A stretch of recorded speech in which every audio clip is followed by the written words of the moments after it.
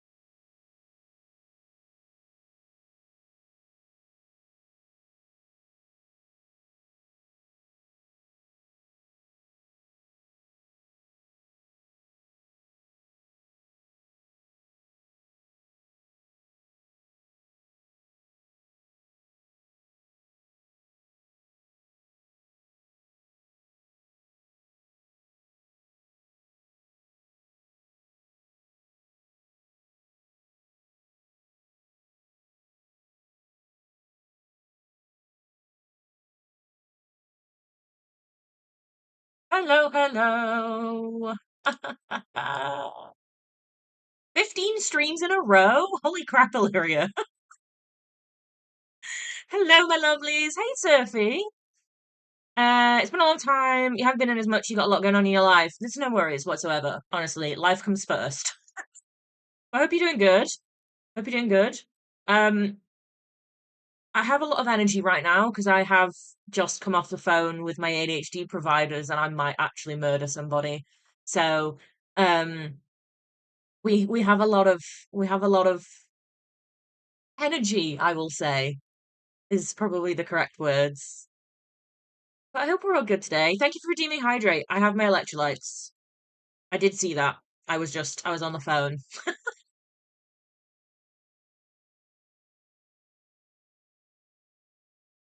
They rang me literally as I clicked the start stream button, and I was like, oh, here we go. So,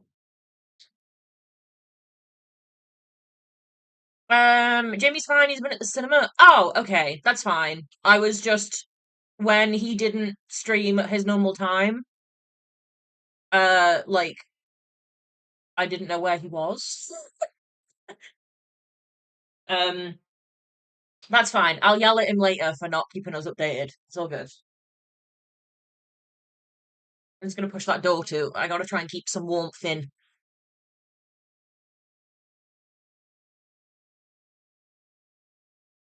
It's all good. You told him to get out for the day. Yeah, that's fine. But like, it's so unusual for him to not stream that like it would have been good if he like put an announcement out for like the audience.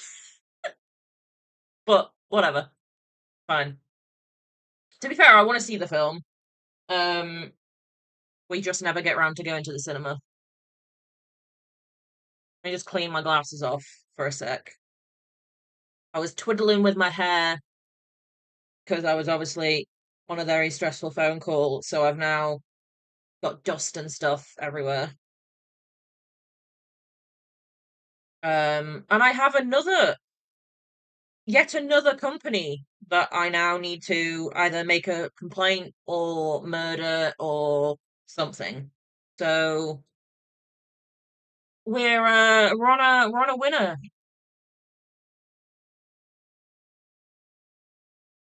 The new one, you've seen it, it's really good. Ooh. I wanna see it, but we'll probably end up waiting until it's out on like Disney or whatever. Sorry, I'm getting comfy in my chair. I'm wiggling, I'm moving around. Like I said, I have a lot of I have a lot of energy right now. Woo-wee, that's for sure. That's for sure. Um, but we somewhat have say progress. Progress probably isn't even the right word, but we are slightly one step closer to me getting my ADHD meds, but not really. Ugh, God. So yeah, I thought we'd have a bit of a yappy start to stream today. I want to do my Game of the Year votes. I have already done some votes on a different account because you can log in with different accounts. Um, I'm totally not trying to rig the votes. Um, but I thought we could do some together, and then we can just like yap about it, share our opinions. Um,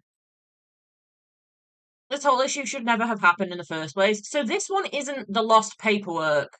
This one is um this one is my ADHD assigned person was off sick and then on holiday.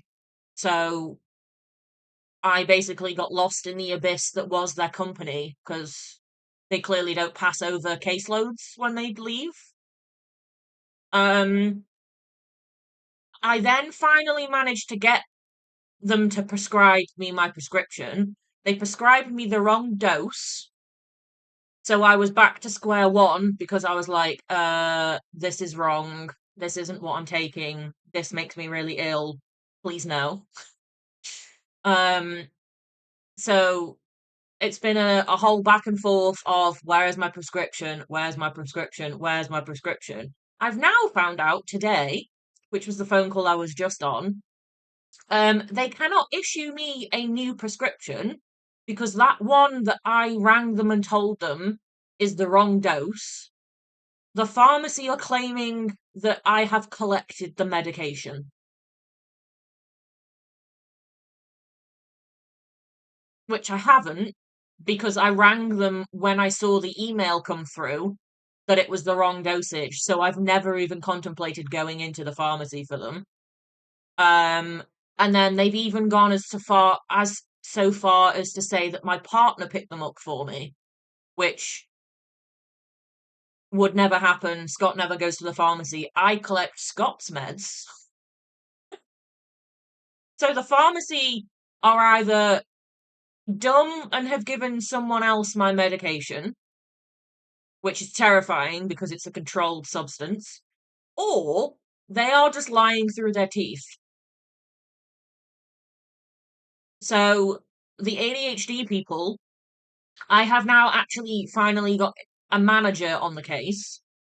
That was who I was just talking to. She's going back to the pharmacy to say it hasn't been collected. You need to either figure this out or send us CCTV, or the police are going to be involved because it's a controlled substance and basically they've claimed that it's been handed out, but it's clearly not been handed out to me.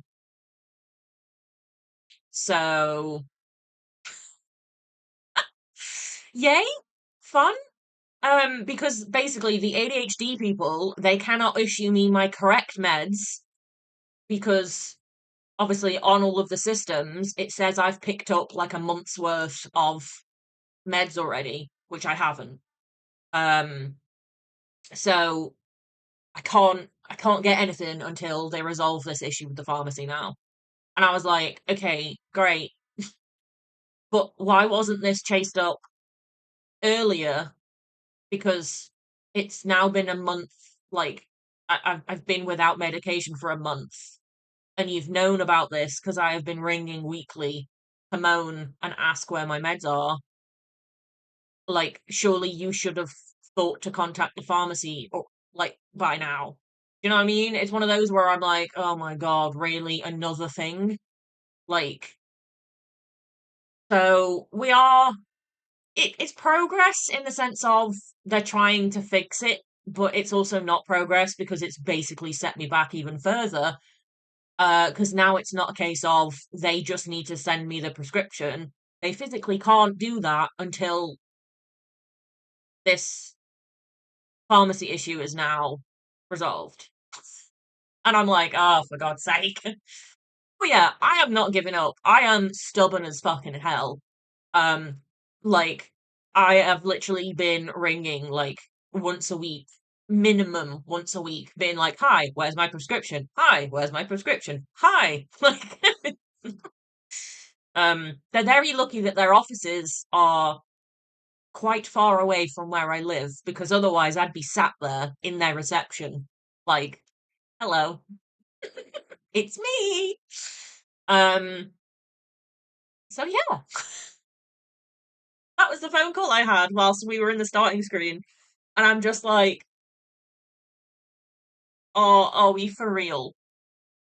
So I need to possibly at some point tomorrow go scream at the pharmacy and be like, what the fuck? I've collected other medications like since, but I haven't picked up the ADHD meds. So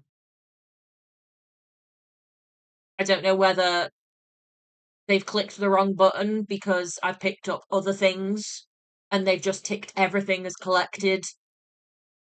Like I don't fucking know. But the fact that they were like, yeah, we'll probably end up getting the police involved because like we're gonna have to request CCTV and all of this, and I'm like, oh boy. Oh, goody. It's just like, can I not just be handed some pills, please? I want to function as a human. Just a little bit.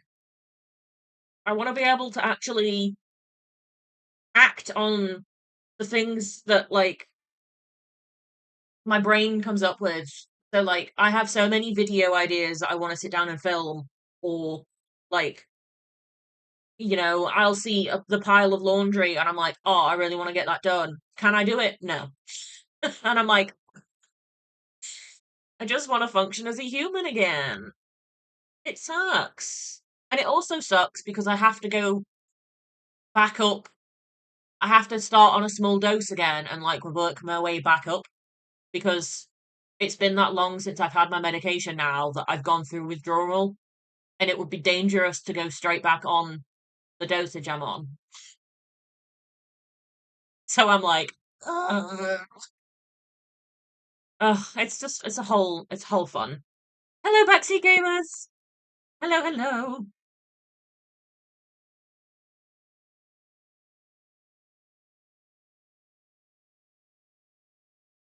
Ugh, but yeah. So I can distract my brain. The Game Awards. Is is this visible enough for you guys, or shall I just cover my face with it? Thoughts and opinions. Oh wait, actually, you know what we can do? We can just get rid of it. We can just get rid of Spotify. We don't need Spotify. Hang on. Let me scoot. I can scooch everything down. I haven't used Spotify in a while because it crashes things. It crashes. My OBS doesn't like me having music on anymore, which is rude.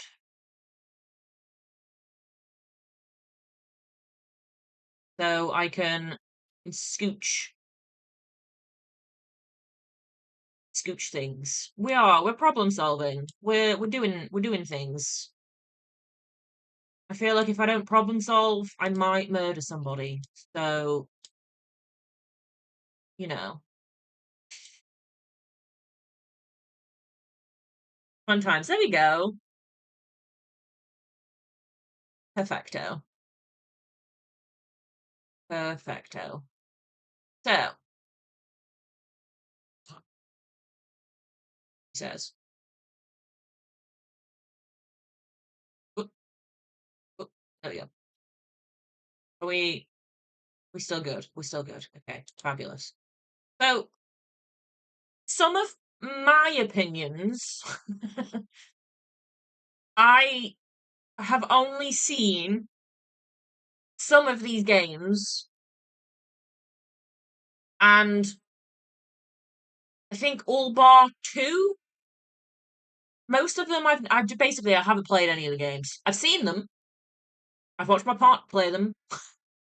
But as we all know from my streams, I am a I can't think of the right word. Like, I am a sucker for playing the same thing. So I have obviously just been religiously playing Coral Island with some other little things sprinkled in. So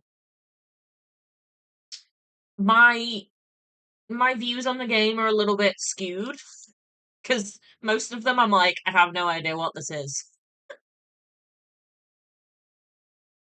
But I'm very honest about that. So, winner.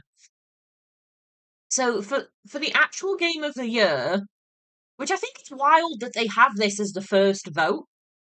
I think they should build up to this within the voting. So, like, you should vote for all of the little categories and then get to Game of the Year and be like, you know what? I voted for this one the most out of all of them, so it's my Game of the Year. Whereas, like, it's the first thing you vote for, and it's a bit jarring, in my opinion. That could just be me, but, like, they they build up to it all evening at the awards show because obviously the game you see winning all of the little awards makes it more obvious that's clearly been the best, so it's going to be game of the year, or at least should be, you know. But why is this the first one we vote for?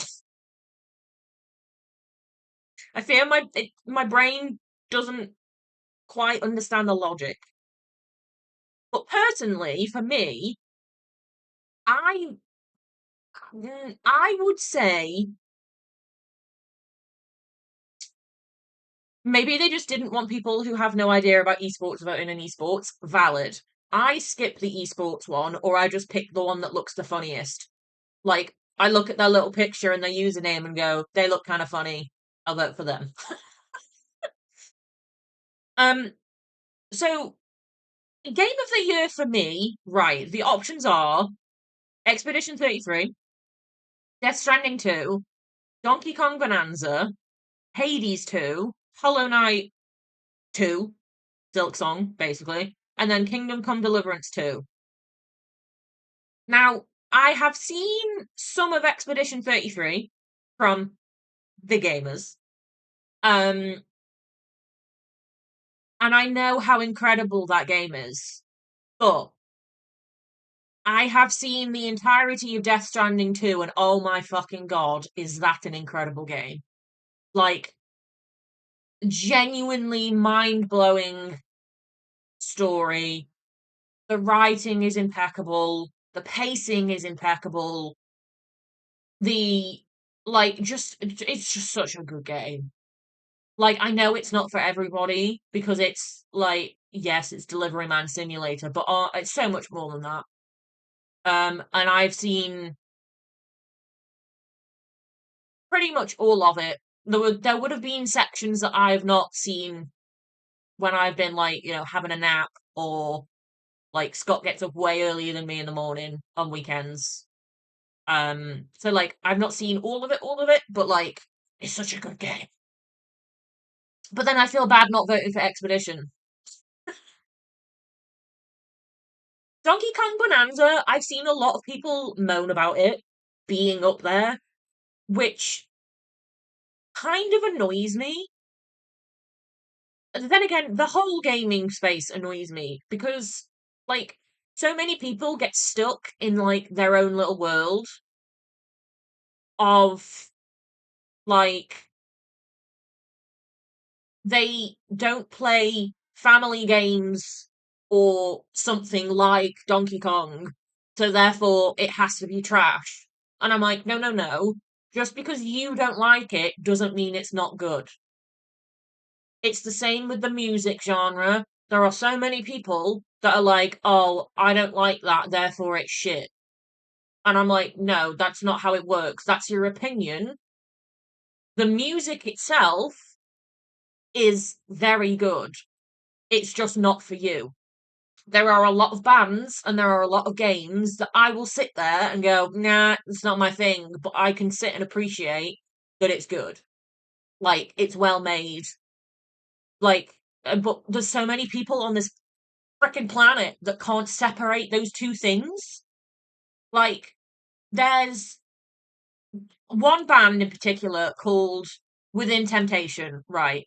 She has the most ethereal, insane voice. Like, she's basically doing opera, but to metal music. And it's not my thing. That style of vocals, I don't enjoy. But she's so talented and the music is so like everything about it is good. It's just not my thing. I don't vibe with that.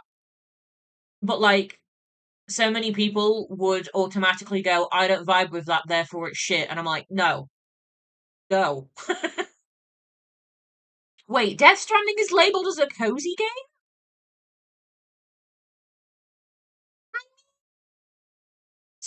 So funny thing with Death Stranding is if you look at purely the gameplay mechanics, it kind of is a cozy game. You're a delivery man, you have to build up roads, like you have to fix up like power stations like as you're going along. Like it kind of is if you look at purely the gameplay like core mechanic when you're exploring all of these absolutely beautiful environments. You're like driving around with your little like pizza delivery because that is a thing. You deliver pizzas at some points in game. Or like you just, you've got your little parcels and you're like walking over this hill and the music is beautiful. And then you get to a story cutscene and I won't say anything because obviously spoilers, but like the story, not cozy game. No, no. The story is fucking batshit crazy. Um, like we still joke, me and my partner do, that we've played Death Stranding 1 and 2 and we still don't know what the fuck is going on. Like, I think we've played Death Stranding 1 twice as well. Well, he has, I sit and watch. But yeah, we're still a bit like, huh? What? But it's just the writing is so good. Um Hades 2, I haven't played any of. I played Hades 1, and Hades 1 was a bop, but like that doesn't mean Hades 2 necessarily is. Um Hollow Knight, again, I know nothing of it. I know it's quite a hard game. It's like a platformery. I will never play it. It's not my kind of game. But apparently they're really good. And it was like shadow dropped as well. Hollow Knight Silk Song was just like dropped out of nowhere. It was like crazy. Um, so that's clearly done well considering. Sorry, I'm just my phone with all of my stuff going on at the moment. When my phone pings, I have to kind of check it at the minute. Kingdom Come Deliverance. I don't know anything about it, but I know a lot of people are very happy that it's even been nominated. So like, good for them, I guess. But I have to vote for Death Stranding. I think because it's the one that I've actually seen. Like, I know Expedition 33 is incredible, but Death Stranding is too. I have to go for that. Or you can download your little card thing so you can show people who you voted for. That's cute. Next category is game direction. Wait, what's this? Awarded for outstanding creative vision and innovation in game direction and design. Okay. So we've got Expedition 33 again, and we've got Death Stranding 2 again. Ghost of Yotai, Split Fiction, and Hades 2. Okay. So some of these, I've seen more of these now. Obviously, we started Ghost. My brain isn't in the place where I can get into the game at the moment for various reasons. Um, but it was good, what I played of it. Direction wise, I wouldn't say it was exactly like the most outstanding creative vision. Like, is it is it that creative to have another revenge story? Not really. Like, without spoiling the game, obviously we didn't finish it, but it's a very like it felt quite stereotypical of family murdered, must avenge. So like I wouldn't say it was exactly like very innovative at all. Good game, but like, eh. Um, Obviously Expedition 33, hella creative in direction of like design and stuff. But so Death Stranding 2 is also hella creative. Like there are so many twists and turns in that game that you're like, wait, what? Hades 2, again, no idea. Split Fiction, though. I have seen Split Fiction. Jambo has been playing the words. Jambo has been playing Split Fiction. Wait, has he? Was it that one he was on? No, he might have been on the first one. He might have been on It Takes Two. Who have I watched play Split Fiction then? I've seen it somewhere. I can't remember who. Um, but yeah, that's again, it's very creative, but it's also kind of the first game they made with like a fresh skin on it. So it's actually not that innovative when you think about it. Um, so I'm gonna have to go for Death Stranding again. Because there were honestly like there are so many times in that game where I was like, whoa, and it wasn't what we thought was gonna happen, or it really made you like think about things or like that sort of stuff. So I'm gonna yeah, we're doing it. We're doing it. Death Stranding again.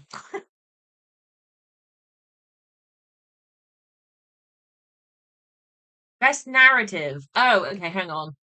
So outstanding storytelling and narrative development in a game.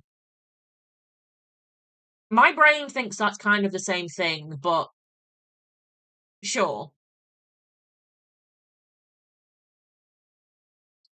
So we have the same three. We've got Expedition 33, Death Stranding 2, and then Ghost of Yotai. But then we have Kingdom Come Deliverance 2 and Silent Hill F. Kingdom Come, I have no idea. Sorry. I just don't. Silent Hill F, I know the tones of the game. I cannot play the game because of some of the underlying tones. Um, but like from what I've heard, it's been done very well, like storytelling wise. But I obviously don't fully know, so it would feel kind of wrong to vote for it because I don't have a clue. Um, now I feel like storytelling is a difficult one because Death Stranding 2 relies really heavily on cutscenes, which is fine. Cutscenes aren't a bad thing, but like there are some times where you are sat there and it's like you're watching a film or a TV program. Like they can be long. Um so long in fact that I think it's either Death Stranding 1 or 2, I can't remember which one, but one of them, if you skip all of the cutscenes in game, you get to the end of the game and you get an unskippable, really long cutscene as like a fuck you, you're supposed to watch these. Now you have to. And I think that's hilarious. Um, but like I know the underlying story of Expedition 33 is like so woven within the game that I feel like I have to go for Expedition, even though I've not seen it all. The story and narrative is like always there. Whereas, like with Death Stranding, there are a lot of times where you're just wandering around and you can very easily forget, like, that you're in the story, if that makes sense. Because there are the like your portions of gameplay where you are just delivering packages, and it's like you you kind of come out of the story and then you go back in and then you come out and then you go back in. So it's not like it's good story, but it's not the best way of storytelling. And I don't know if that's going to make sense, but I'm gonna go for Expedition 33.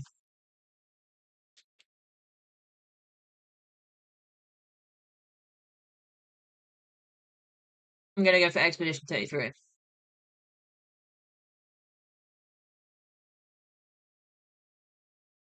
Best art direction. For outstanding creative and or technical achievement in artistic design and animation. Okay. So we've got, again, pretty much the same games. Expedition 33, Death Stranding 2, Ghost of Yotai, Hades 2, and then Hollow Knight Silksong. So Ghost of Yotai is stunning. Well, environmentally, it's stunning.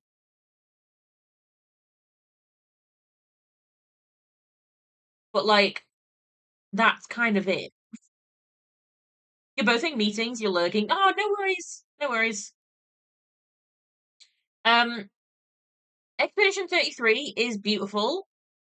Death Stranding is on a whole other level. So again, Death Stranding sometimes, for the majority of it, feels like you're watching TV. The the like the tech and the art is that lifelike that it feels like you're watching, like you could be sat watching a TV program. Like Norman Reedus, it looks like you're just watching The Walking Dead. Like it's so lifelike. And even so the environments as you're walking around, they are all they've all been actually scanned and mapped out, like using tools that like geologists and people use. So like if you do your little scan thing in game to see how steep a hill is, it's actually, I don't remember how it's scaled, but like it's accurate to, they will have at some point stood in front of a real hill and scanned it, and then they put that in the game. And it's so stunningly like lifelike and accurate that I have to go for Death Stranding 2 on this one. Like, I don't know how or why he ever thought to do it. To be like, I'm gonna walk around Australia, because the first one they used a lot of Iceland for, and then the second one they used a lot of like Australia and stuff. Um, and I think some Mexico or like South America. But like most of it's like very Australian-y, like outback, deserty style stuff.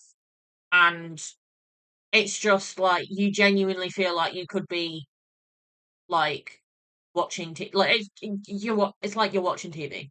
I'm gonna have to go for Death Stranding on that one. I got to. Music and score. Oh, okay. I think we have ads starting soon, so I might wait just a couple minutes until we fully yap about this one. Um, I do need to really quickly just respond to this text, and I'm really sorry that I am, but I got to.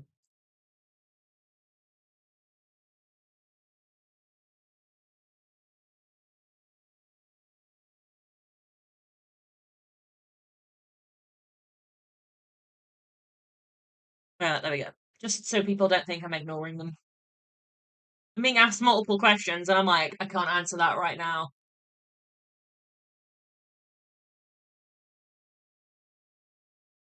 So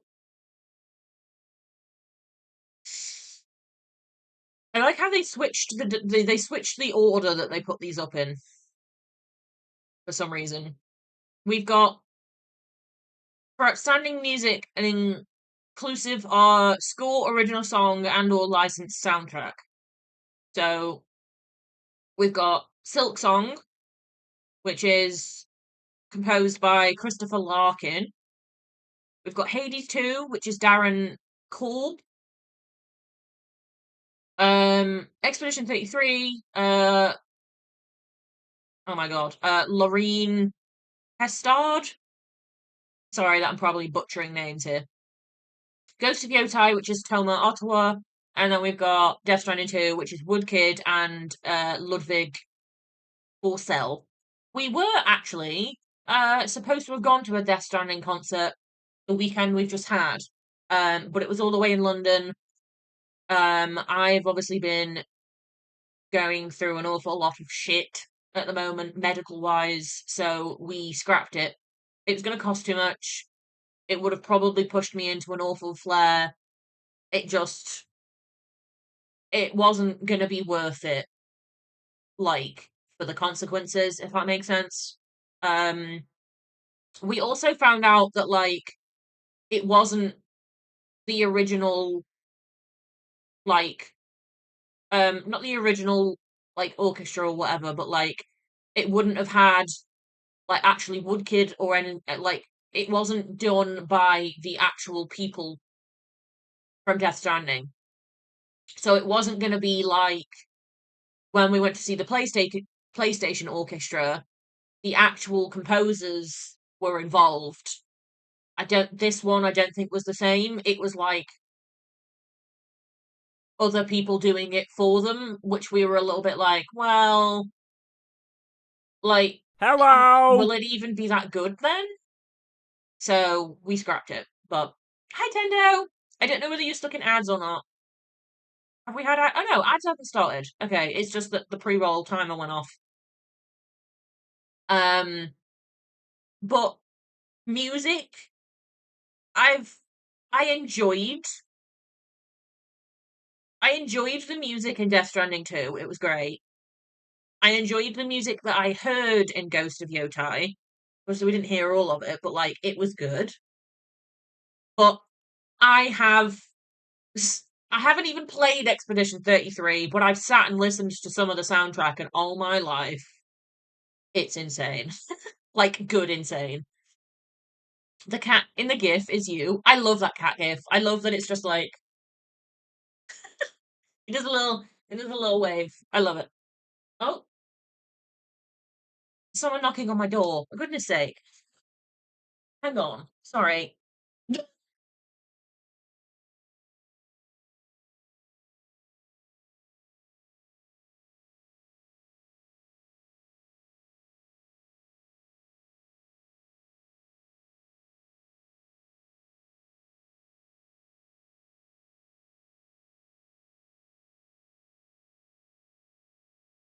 We've got everything going on today. I do apologise. Ugh, it's all happening. It's all happening. Um, oh yeah, the music of Expedition 33, I think, is unbeatable. In this 5 games, it's unbeatable. I obviously don't know about Hades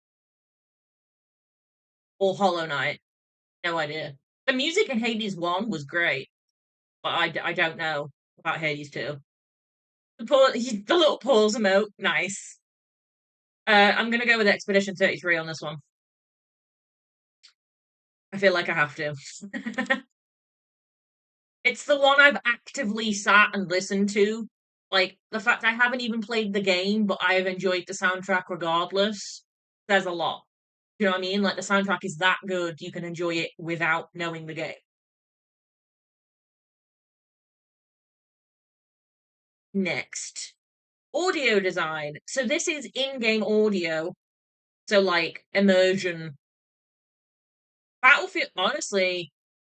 So, we've got Battlefield 6 for the pew pews. We've got Expedition 33, Death Stranding 2, Ghost, and then Silent Hill F. Now, I can imagine, again, I cannot play Silent Hill F for various reasons, but I can imagine like, the sound design in that will be terrifying. Like, horror games, especially the Silent Hill franchise, use, like, audio and, like, spatial audio so well. So it's nice to see that that's up here. Um, I don't think, like,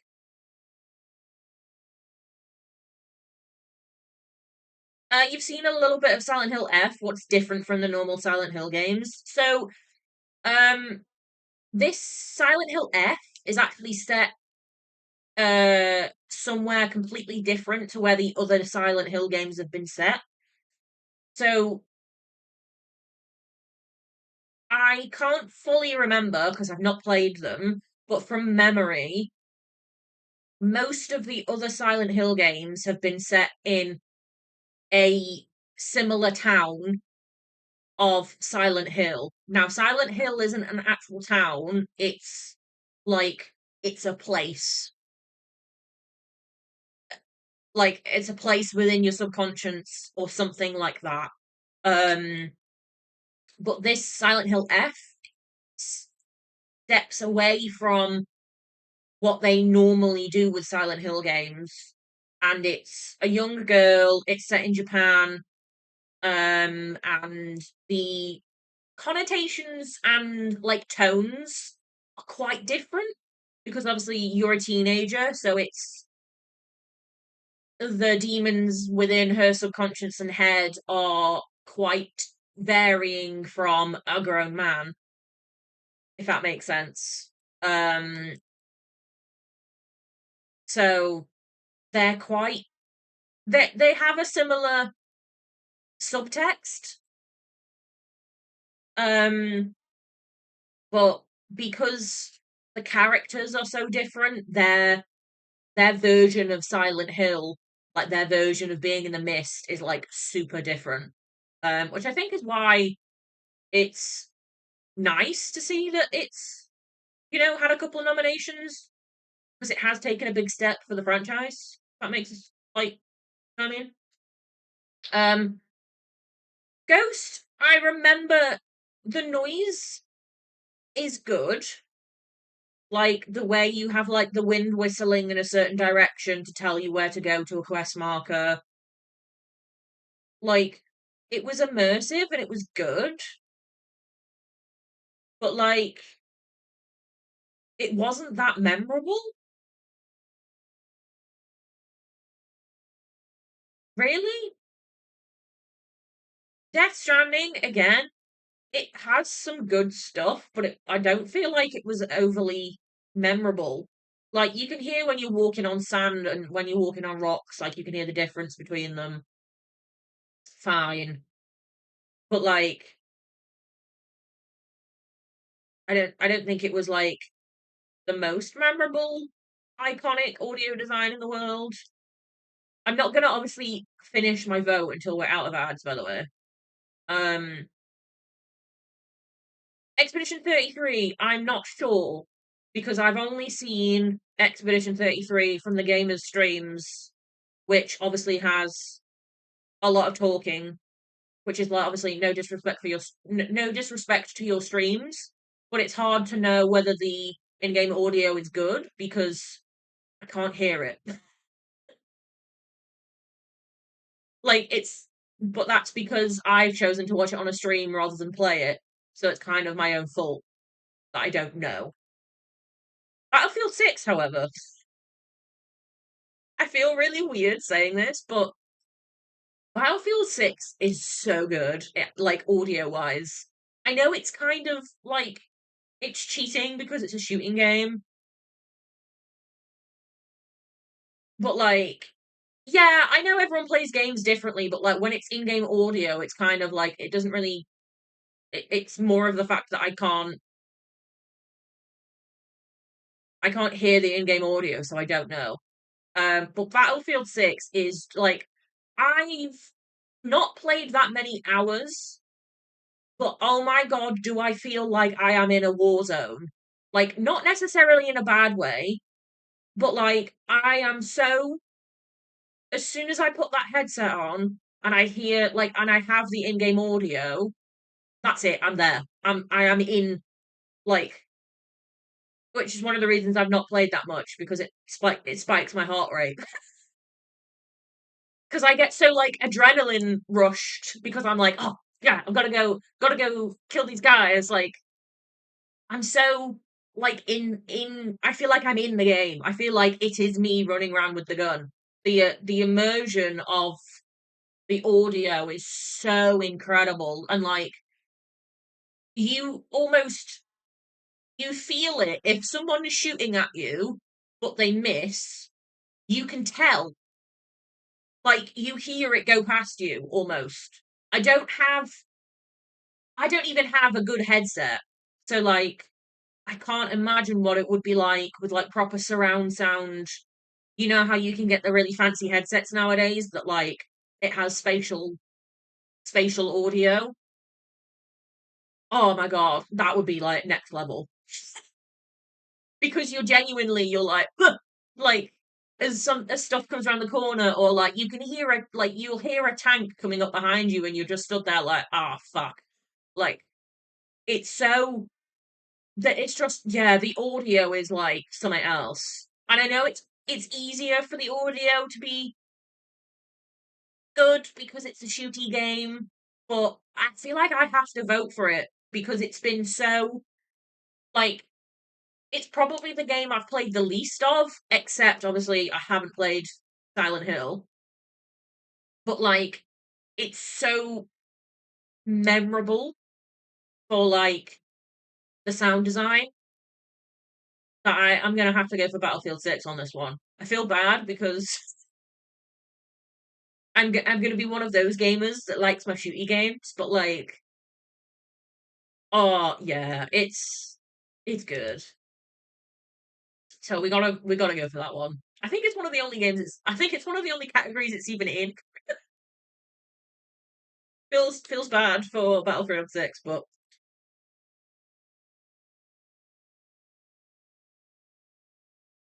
right. Next category, best performance. I don't even have to talk to this. I don't even have to talk about this one. I don't. There's no words. It's Ben. My boy. It's my boy, Benny boy. Um. So I do want to talk about this one. I already know I'm voting for Ben. However, I have thoughts. um. I have thoughts on some things in this category. So,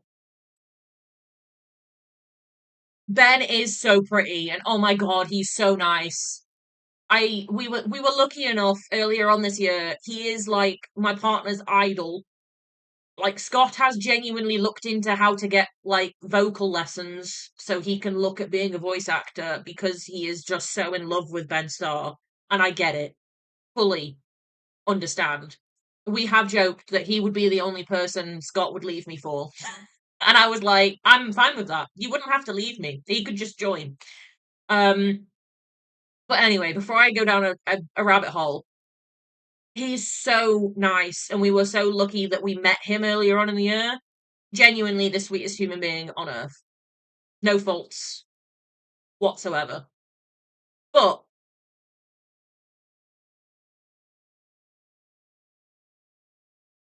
this category annoys me slightly. So, annoys me is the wrong term. It doesn't annoy me, it confuses me. Okay, so Troy Baker, the gentleman that he is stunning. He is an incredible voice actor. The amount of things you will have heard this man in that you won't realize is insane. Like, genuinely, if there's a popular game, he's probably in it. It's like Matt Mercer. You won't even realize you've heard his voice until you go, oh, shit, it's him. But I don't understand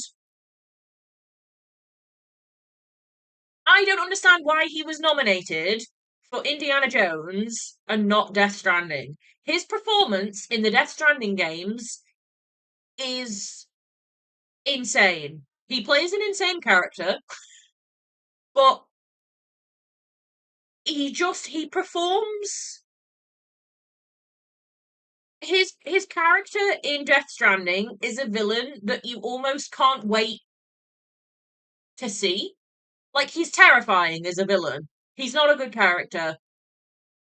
His portrayal of Higgs, which is his character's name, is like as soon as you see him come on screen, you're like, oh god, no. But then you're like, oh god, yes. Like, it, he's a villain that you want to appear. Normally, you don't want to find the villain, like you don't want to stumble across the villain in your game. Do you know what I mean? But like in Death Stranding, I'm like, I haven't seen Higgs in a while. Where's Higgs?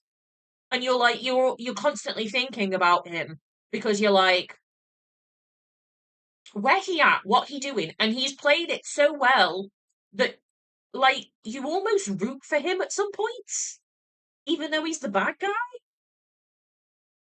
And that's like, yeah, like you almost you wanna find the villain. You wanna be like, what you up to? What you up to? But like I've seen people say that he's incredible as Harrison Ford in Indiana Jones. But like, why this game? Like, do you know what I mean? Like you're being Indiana Jones. If you've done a good job, fine. But like, you're basically just imitating Harrison Ford. You're not like, do you know what I mean? I feel like being nominated for imitating somebody else is a bit weird, considering you have another game you've done fucking incredibly. And it just baffles me a little bit. You're very opinionated on this category. Fair. Honestly, I kind of am. Um, Jennifer English, 100% deserves to be up there. Fine. Silent Hill F, no idea. Haven't played the game, can't play the game. Sure, she did a great job. Ghost,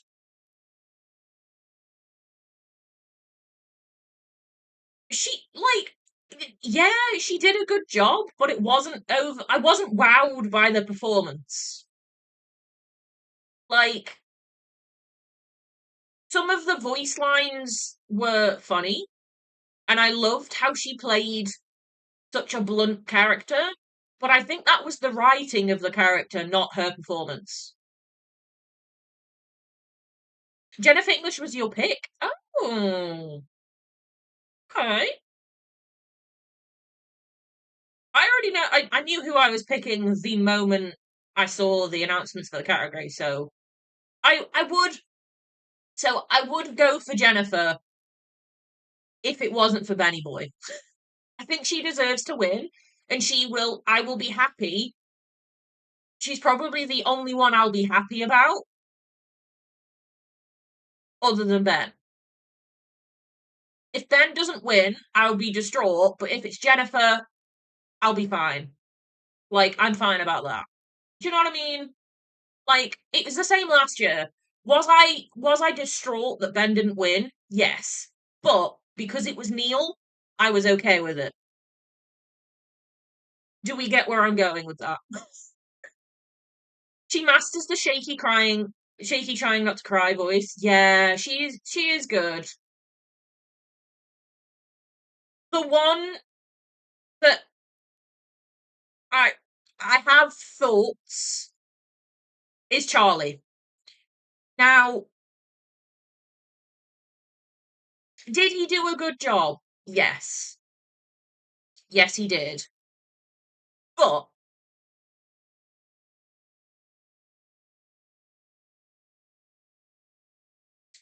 he was only there for about 4 hours. He's been very open and honest and almost opinionated about the fact he hasn't played the game. He didn't really know what he was there for. He was only there for about 4 hours. And he doesn't really do gaming and he's not really bothered. Like he's been very open and honest in interviews. And honestly, in some of his interviews, when he's being asked about the game, he's almost pissed off that he's being asked about the game. And it's like this was clearly just he needed some cash, he picked up a job. This isn't to him what it is to someone like Ben or Jennifer. I also don't think that many people from one game should have been in it.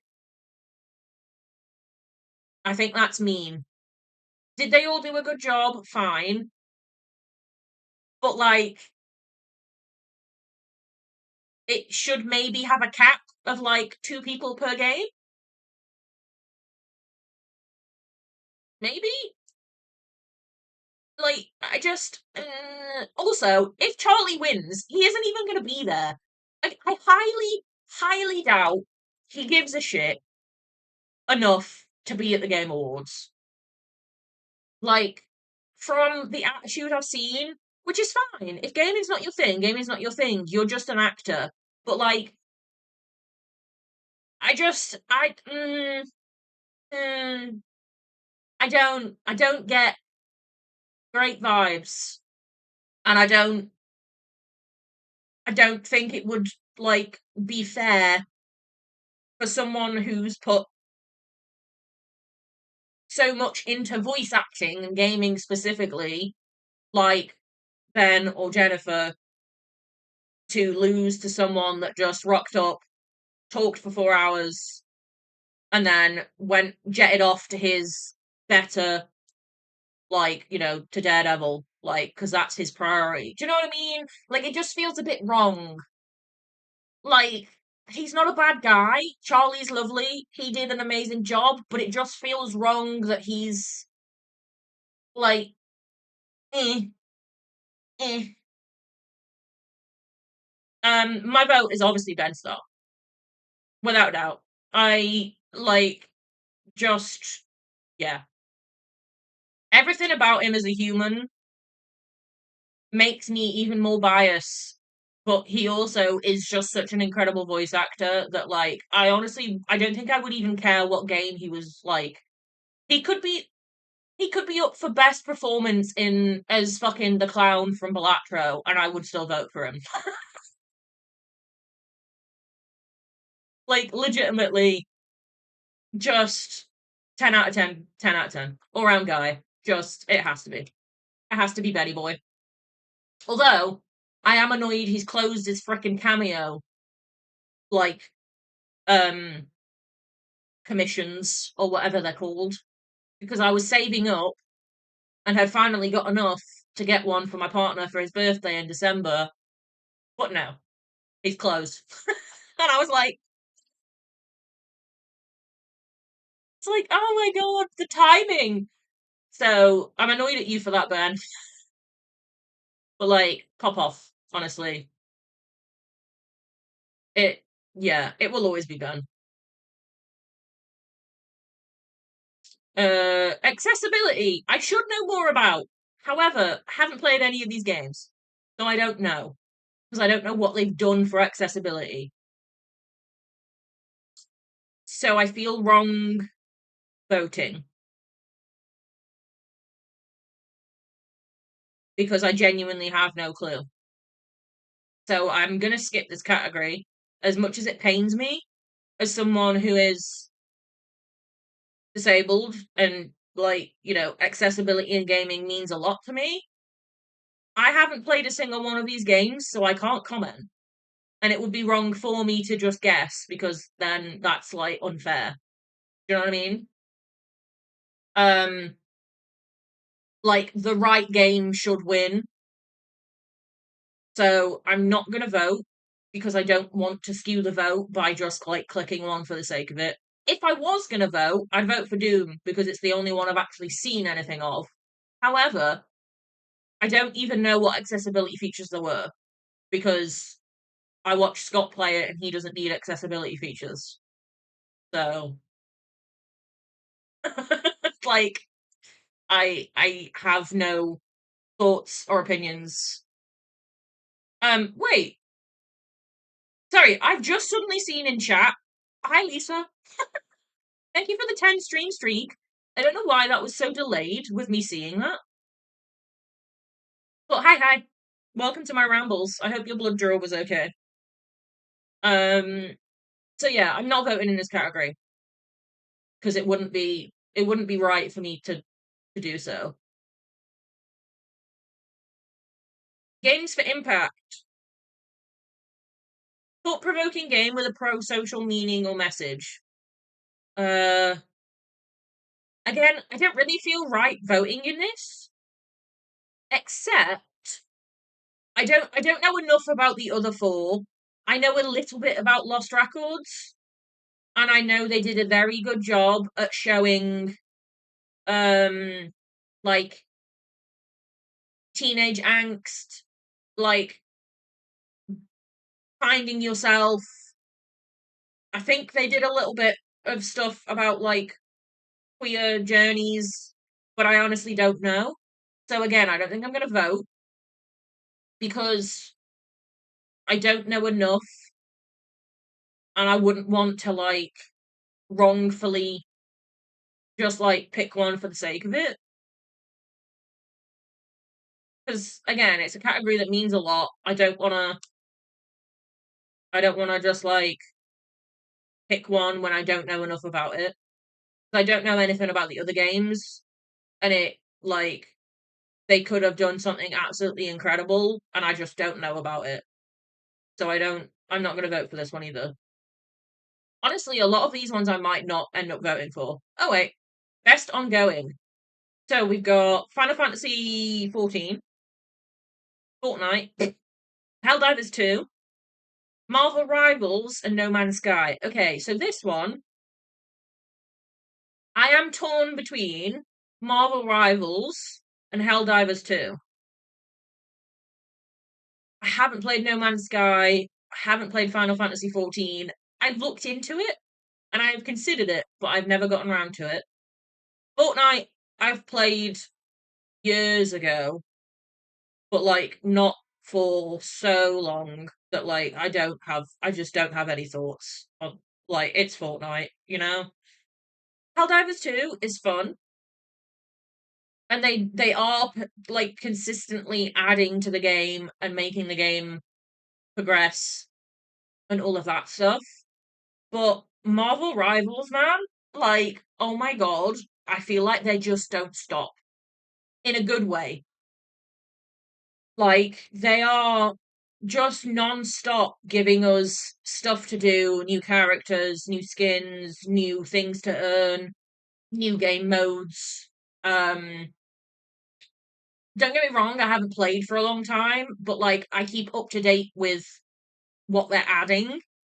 Um like Scott's even gone back to playing it because of one of the characters that got added recently. Um and it just seems like never ending, but in the best way.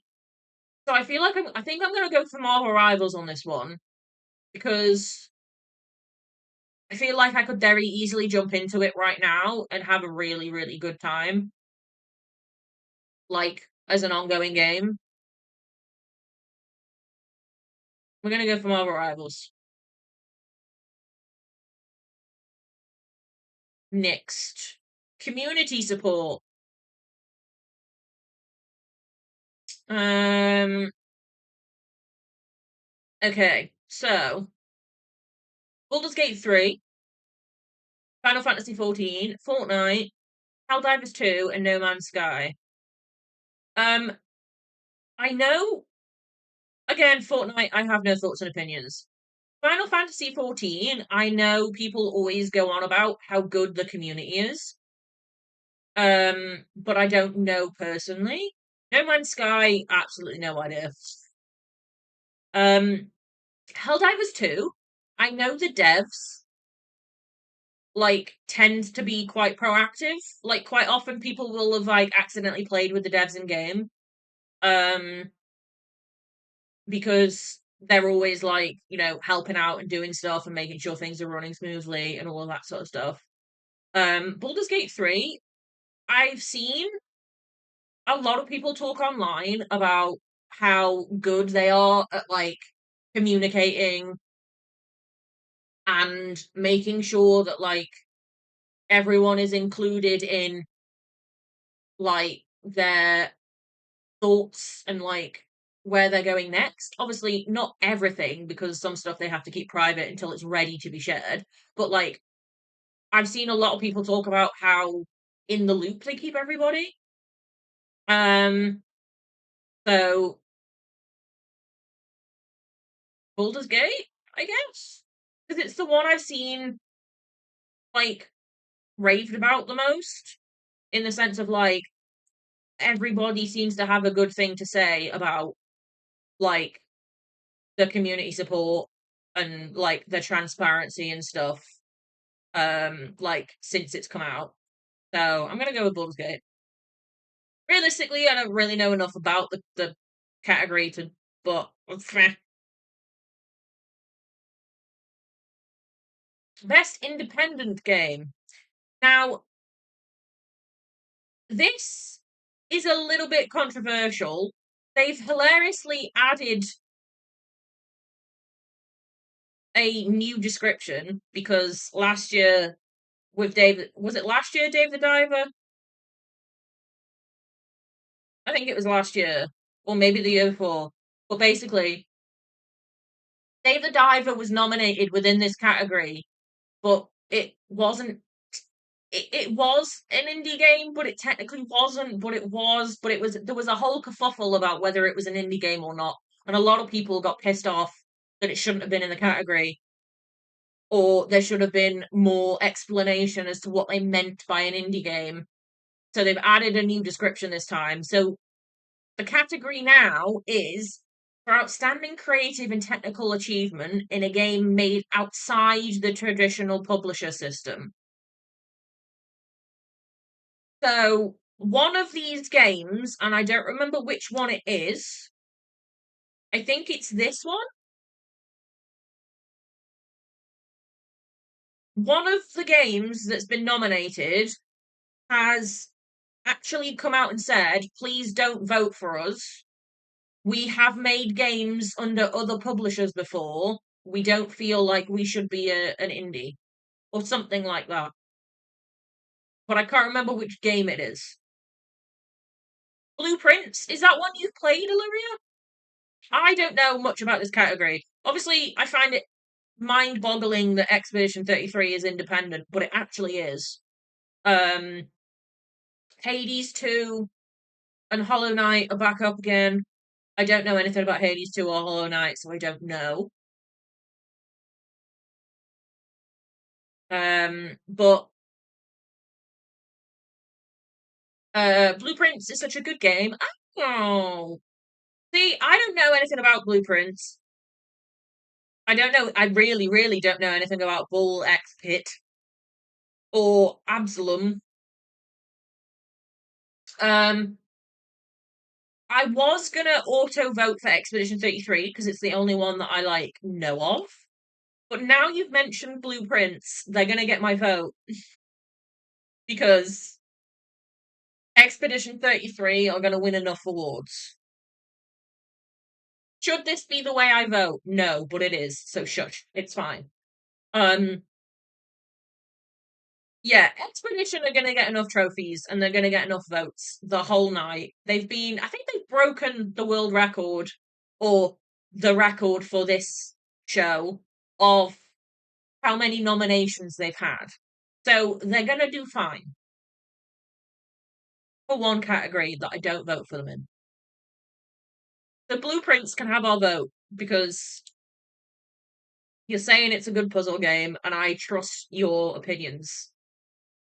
I highly trust your opinions on like stuff like that.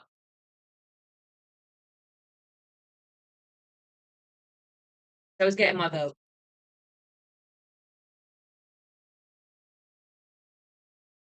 I need to play more puzzle games because I really enjoy puzzle games.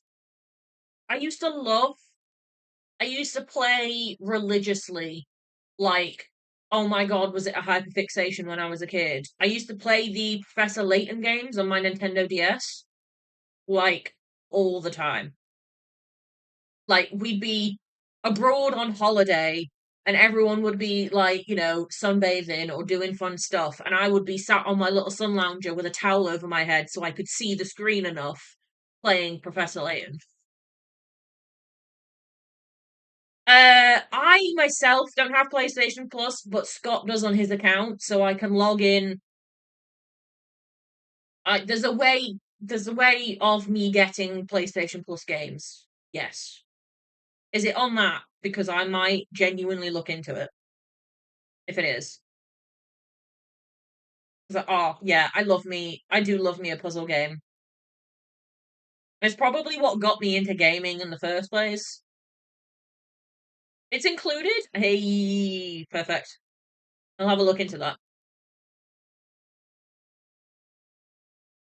Best debut indie game. So this is one from a new studio. Uh, Dispatch. I have no idea. Des Desperate. Whatever that says. No idea. And then obviously we have Expedition 33 and Blueprints. So, like we did in the last category, we're gonna go for Blueprints because Expedition have enough to keep them going. There we go. That was nice and easy. Also helps there was only 4 in that category. They're obviously the only 4 that have been like brand new, I would guess. Best mobile game. I don't play mobile games, so I do not know. They all look very similar to me. Although I do love Persona 5. I've never played the mobile game. Is it wrong of me to vote for it purely because I like the Persona 5 franchise? Yeah, I don't like mobile games either. I hate having a small screen. I have to have the correct size screen, otherwise my brain. It's one of the reasons I don't play on my Switch very much. I don't. I struggle with, which is ironic because I used to play so much on a Nintendo DS, but I can't. I can't stand giant screens. So Scott plays on our massive TV in the living room. Don't know how he does it. I can't. I can't. I can't. I can't see everything. Like there's too much. But then I also don't like small screens, so I don't like playing mobile games. Um, but I do like Persona 5. So do we just vote for Persona 5 for the sake of it being Persona 5? Or do I just skip the category? I feel like I should just skip the category. It's a bit unfair on the other games. I'm just gonna skip it. Best VR. I don't have VR, so I don't know. Although, wait, so the Midnight Walk, I haven't played. I don't know that much about it, and I don't know anything about the others. However, what tempts me to vote for the Midnight Walk is the fact it has all been made with claymation. I'm just going to hop into BRB whilst we've got some ads because I have a phone call.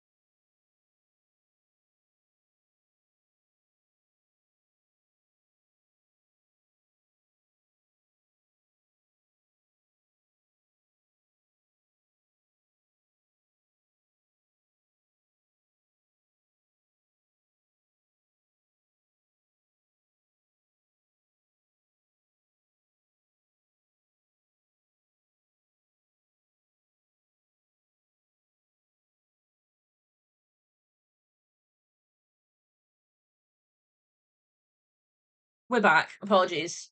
It was the pharmacy ringing, like, are you sure you didn't collect your meds? Yeah, funnily enough, I'm sure.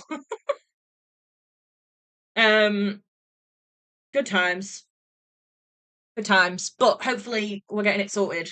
They seemed to believe me. They're confused as to why it's been ticked off. Whatever. Um, whatever at this point. Um, where were we? Oh, VR. Yeah, Midnight Walk. So I haven't seen the game and I don't know much about it, but I know that the whole thing was made in like claymation, which honestly blows my mind.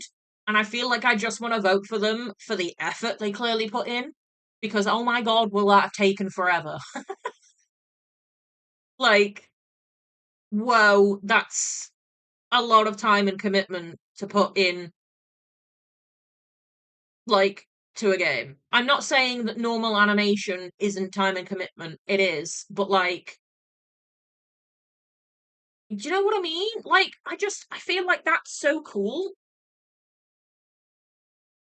The amount of work that went into making the game was astounding. Yeah, like, I feel like they deserved a vote purely from, like, 10 out of 10, you get the gold medal for effort. Like, you know what I mean? I am, I'm treating myself to a can of Coke. No one yell at me. I'm so sick of having to deal with all of this stuff. Yeah, handcrafting every single item, background, the whole thing in clay or whatever substance they were using. I think some of it's clay. It looks very claymation style, but that's just like, yeah, they get my vote. I don't know anything about any of the other games. I don't really care. Making shit by hand, just, oh yeah, incredible. Go them. It's nice to see them actually within a category as well, because I'd kind of forgotten about the game. Best action game. Focused primarily on combat. Okay. So, Battlefield 6, Doom, Dark Ages, Hades 2, Ninja Gaiden 4, or Shinobi Art of Vengeance. I know nothing about these two. The ninjas at the bottom of the page, we know nothing about. Now,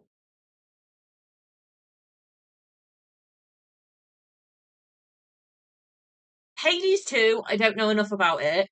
Doom, great game. Very repetitive, though. It wasn't. So, like, combat was fun for a little while, and then it's just you doing the same thing over and over again. The maps are very,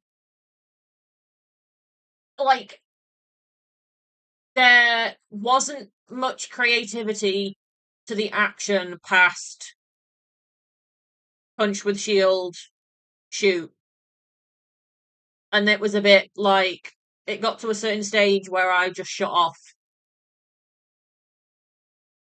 Still enjoyable game, but I,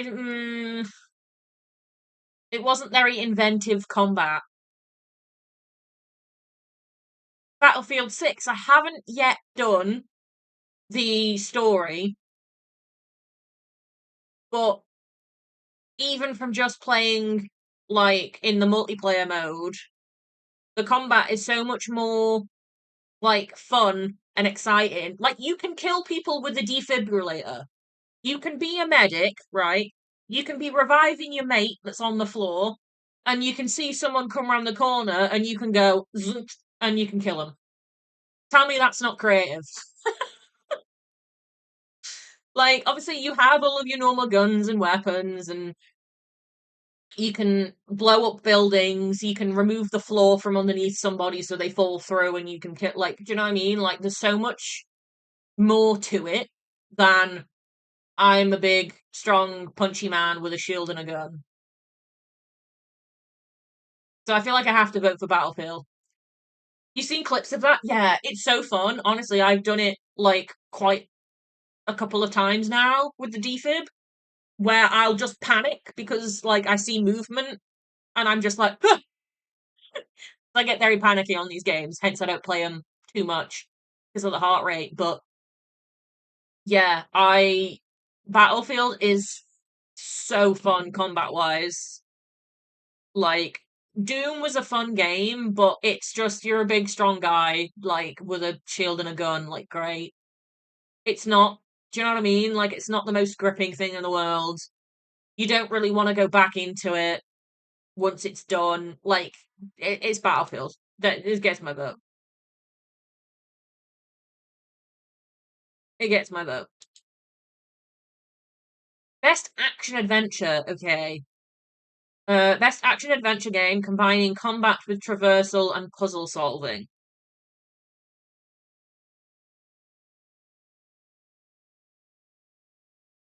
Okay, so we've got Death Stranding 2, Ghost of Yotai, Hollow Knight Silk Song, the Indiana Jones game, and then Split Fiction.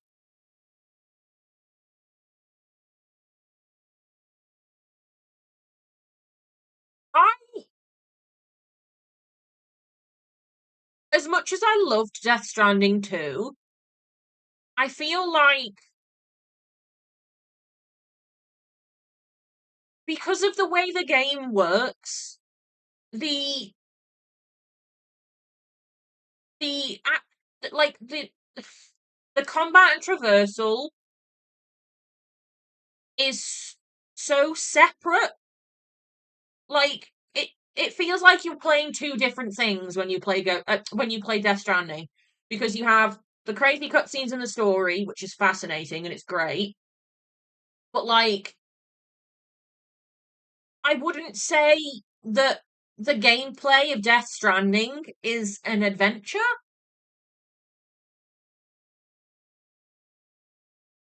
because it's like yeah, there is bits of action in it, but like you get you get taken into like a separate world to do all of the action anyway. So it's like a bit disjointed.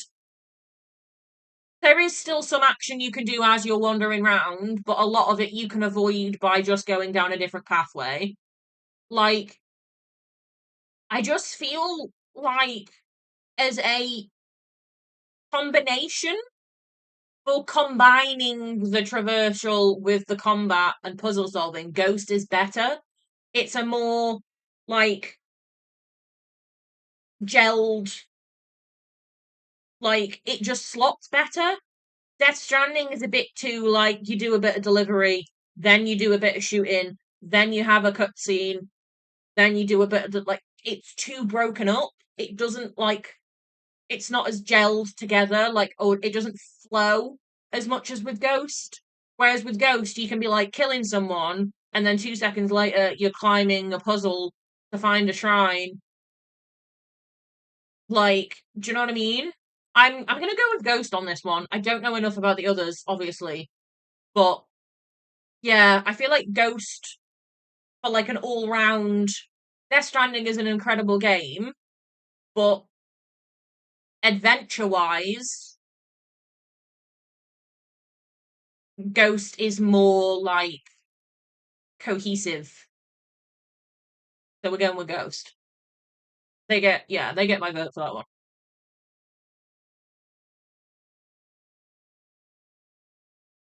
I wouldn't class,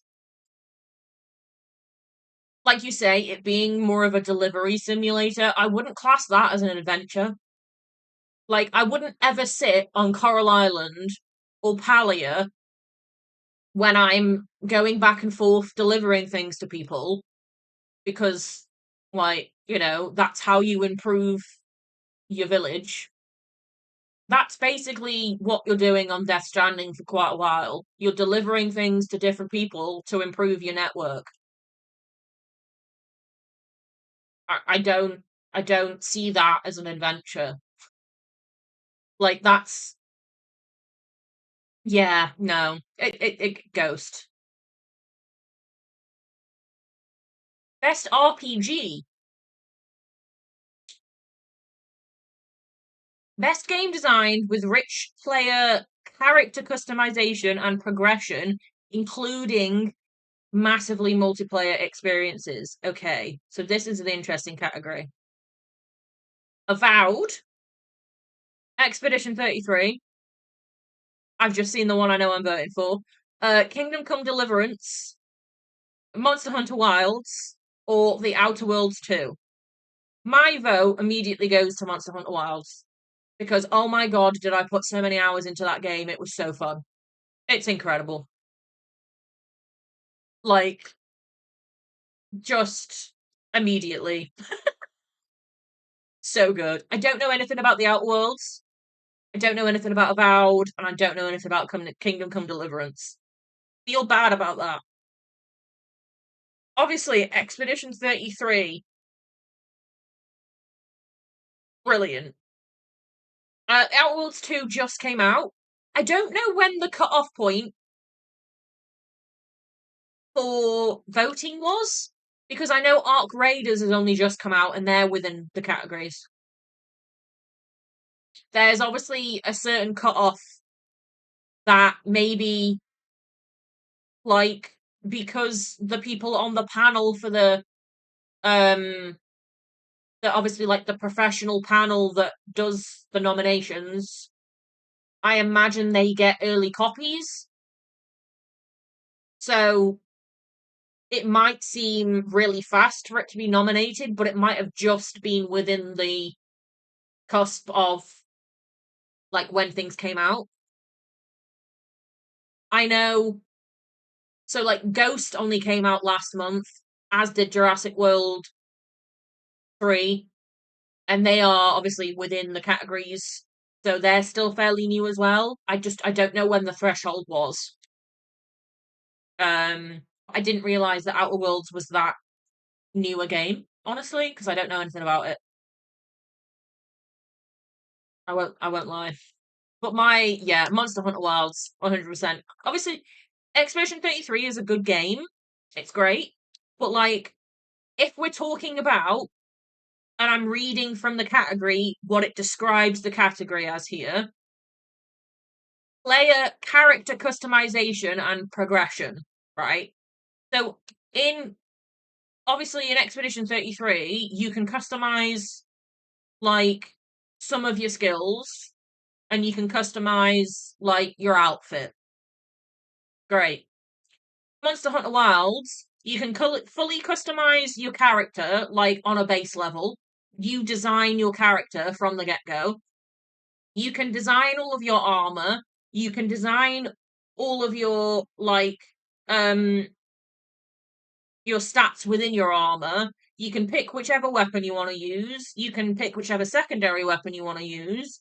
You can change the aesthetics of your armor. You just like it's just so much more to customization and progression in Monster Hunter Wilds. Like that's the whole point. You go kill a monster because you need the parts for the better armor.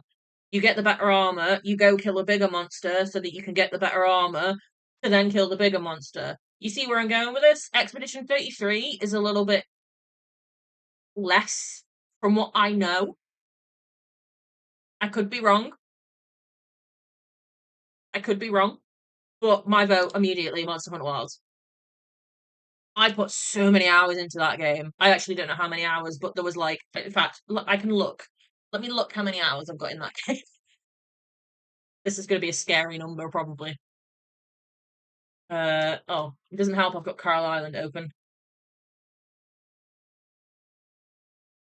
Game library. Monster Hunter Wilds. That's the beta. I don't want the beta. Oh, I can't find it on here fast enough, but there was a lot of time. There was a lot of time.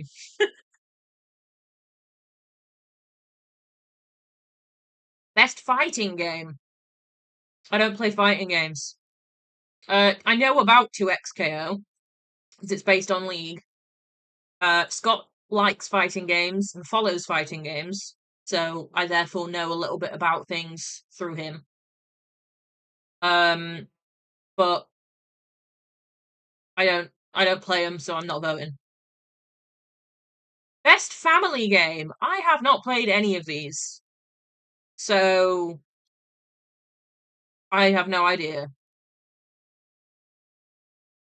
The Split Fiction, Sonic Racing Crossworlds, Mario Kart World, Donkey Kong Bonanza, Lego Party, or Lego Voyagers.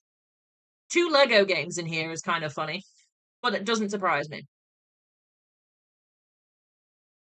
You don't like turn-based combat in games, so you couldn't get into Expedition 33 or Baldur's Gate. Fair. Yeah, I was gonna say, I think I remember you saying you really enjoyed Lego Voyagers. So honestly, we could just vote for that because it's the only one I know a little bit of. Um, I know Split Fiction has like obviously done quite well.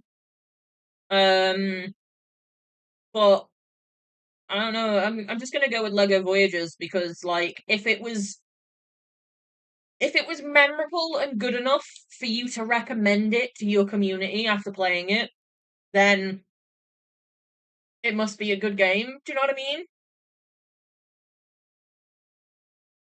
Like I trust your judgment in the fact of if you've said I played this game, it was really good, you should play it too, it means it's a good game.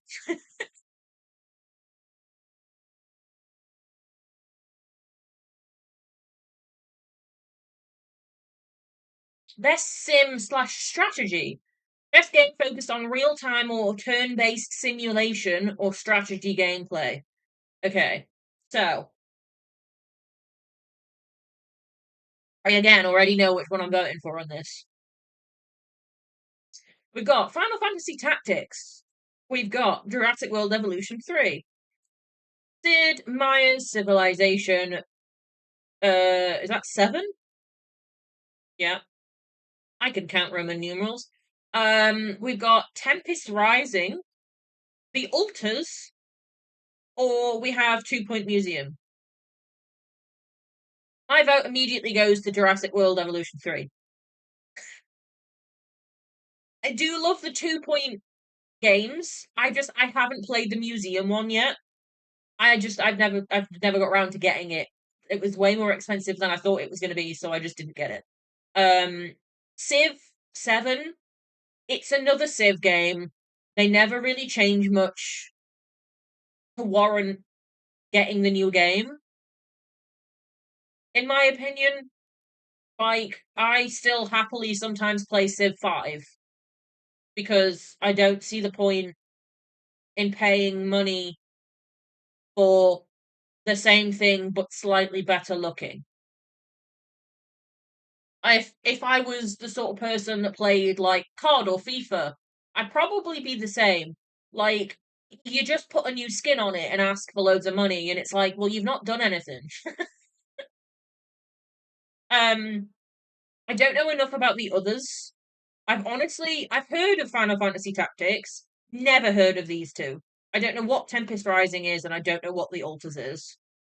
Um, but my personal vote goes to Jurassic World. It's been so fun to play. I know I haven't streamed any yet. I will if people like are interested in seeing it, but I have sunk a lot of time in the evenings just like sat playing it, and I've not even noticed time going by, which is something for me. Like I get distracted a lot, obviously with the ADHD. So if I get so pulled into a game that I don't realize time has moved, that says a lot.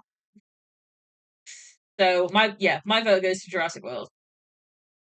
There have been a couple of issues, but like nothing major, and they have been actively fixing them.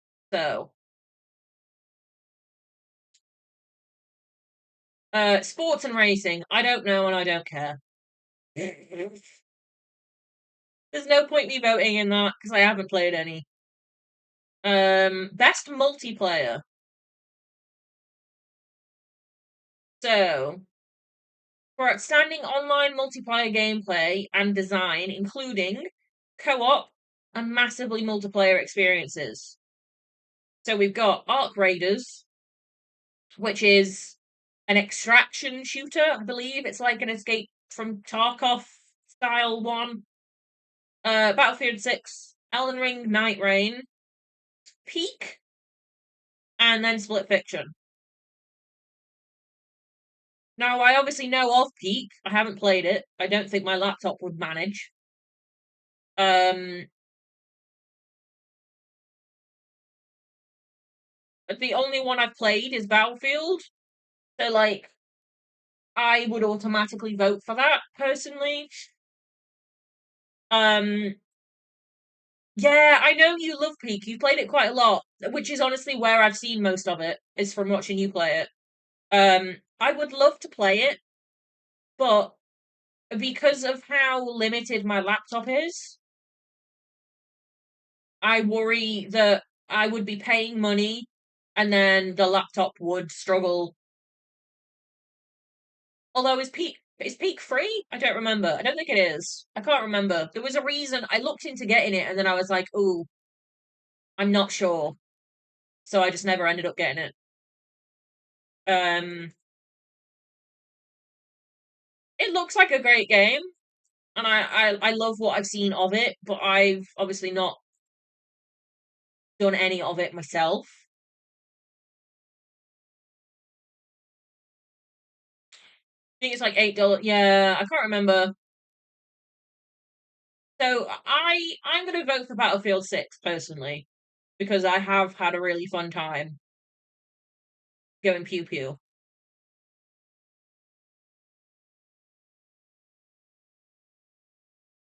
Adaptation. Oh.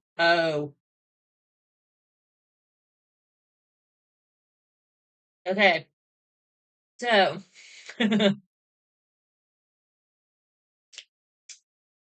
creative work that faithfully and authentically adapts a video game to another entertainment medium. So we've got the Minecraft movie, Devil May Cry, which is a Netflix TV show, Splinter Cell, which I can only presume is it says Netflix, so yeah, it's another TV program. The Last of Us season 2, and then Until Dawn, which I think that was a film. Until Dawn was. My vote is immediately The Last of Us season 2. That was so incredible. I know a lot of people have issues with it because it doesn't strictly stick to. So in the game, you obviously jump back and forth in a different way that the TV program does it. So I know a lot of people had issues with like the chronological order or whatever you want to call it. But like, oh my god, was it good? Immediately. Just yeah. I've not seen the Minecraft movie. I don't want to see the Minecraft movie. No, thank you. It just doesn't appeal to me. And I don't know anything about the others. Oh, I do know about the Devil May Cry one because Scott was moaning about it. So, excuse me, I just burped. Um, yeah, the only things I know about the Devil May Cry is that Scott was annoyed by it, which means it's probably not a very good one. It probably deviates from the games too much. So, Until Dawn the movie is not at all like Until Dawn the. Oh, is it not? I did think from the trailer it looked a little bit like they just made every other horror film. It wasn't. It didn't look very like how you feel when you play the game. If that makes any sense. Um. So yeah, we never got around to seeing it, and I'm kind of glad we didn't. Now, if you're saying that it's not like the game. It's a shame, really, but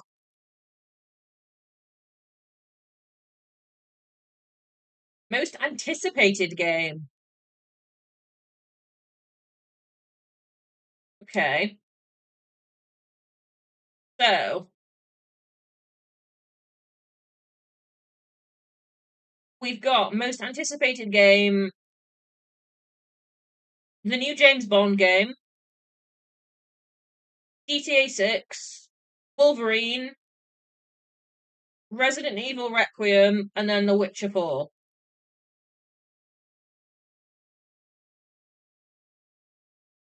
I my mine I would go for The Witcher 4.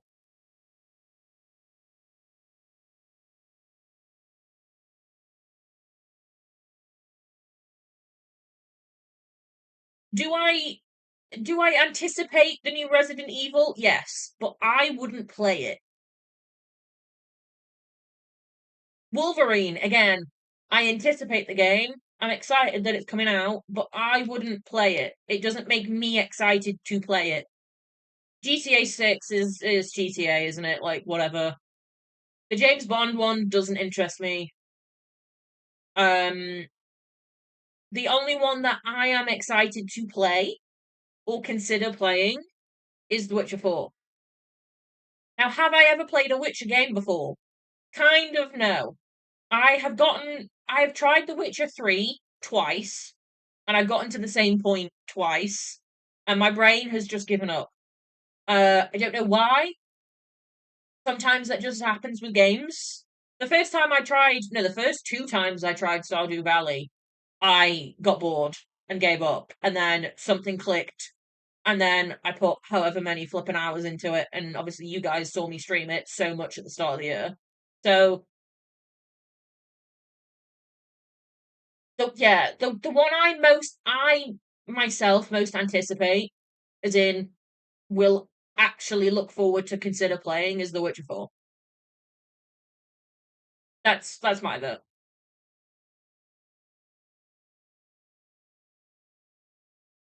I'm excited about some of the others, but like not. Oh my god. Content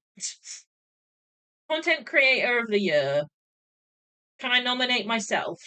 I don't. I only know of one of these. Oh my god, there's a peanut. Um. Okay.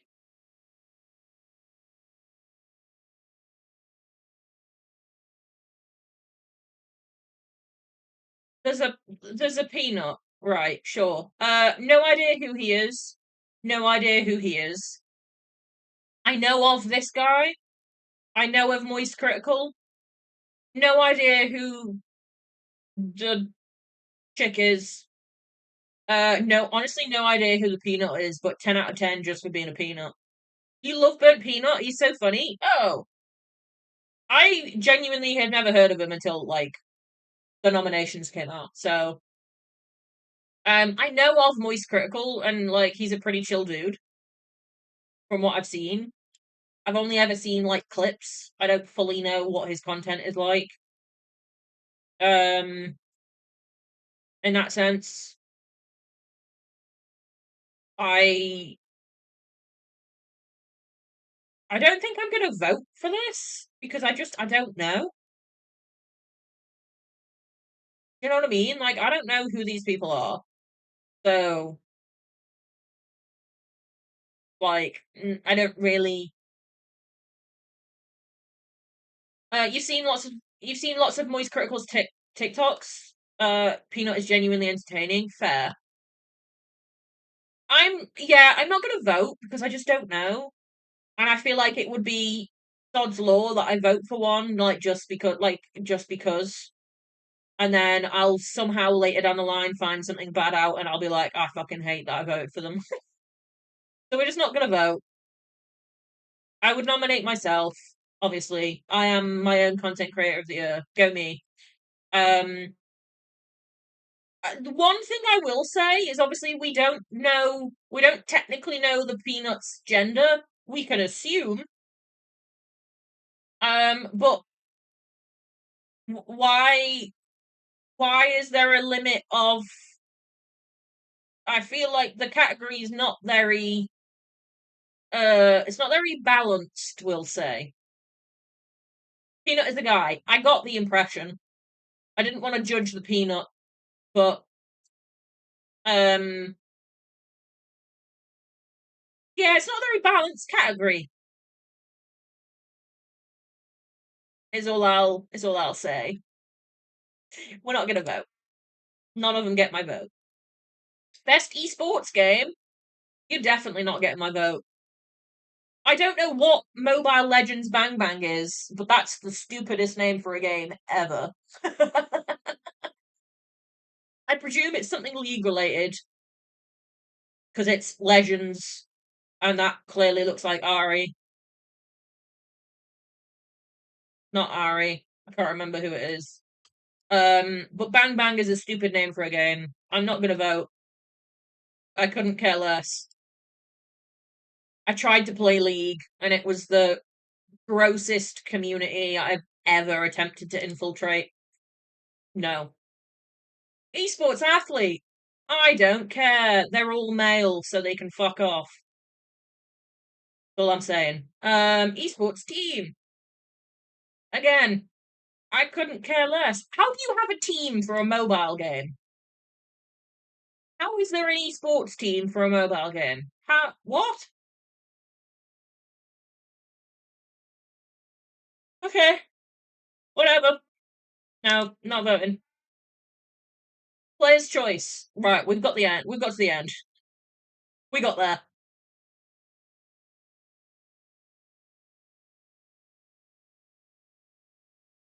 We got there.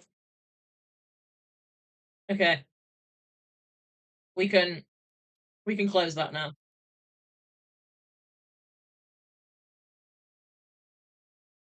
We're done. We got there eventually. Um, I honestly don't know if that was similar to who I voted for when I did it on my phone the other day. Because I feel like once I actually thought about things and explained them out loud, it might have changed my opinion on a couple of things.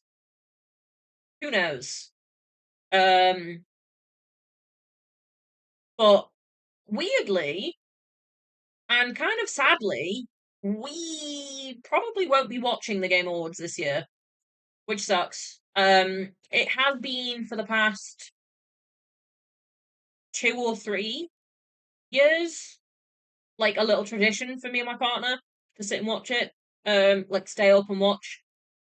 But we have a concert in London like that day. So obviously, because we're in the UK, the the Game Awards is at stupid o'clock in the morning for us. But then that day we would have to lose out on sleep to watch it, and then get up and travel to London for a concert. And my body cannot. No, it ain't happening. So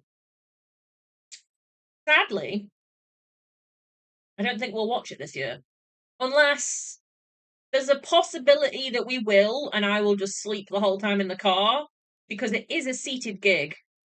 I will be sat down for the whole concert, so like, mm,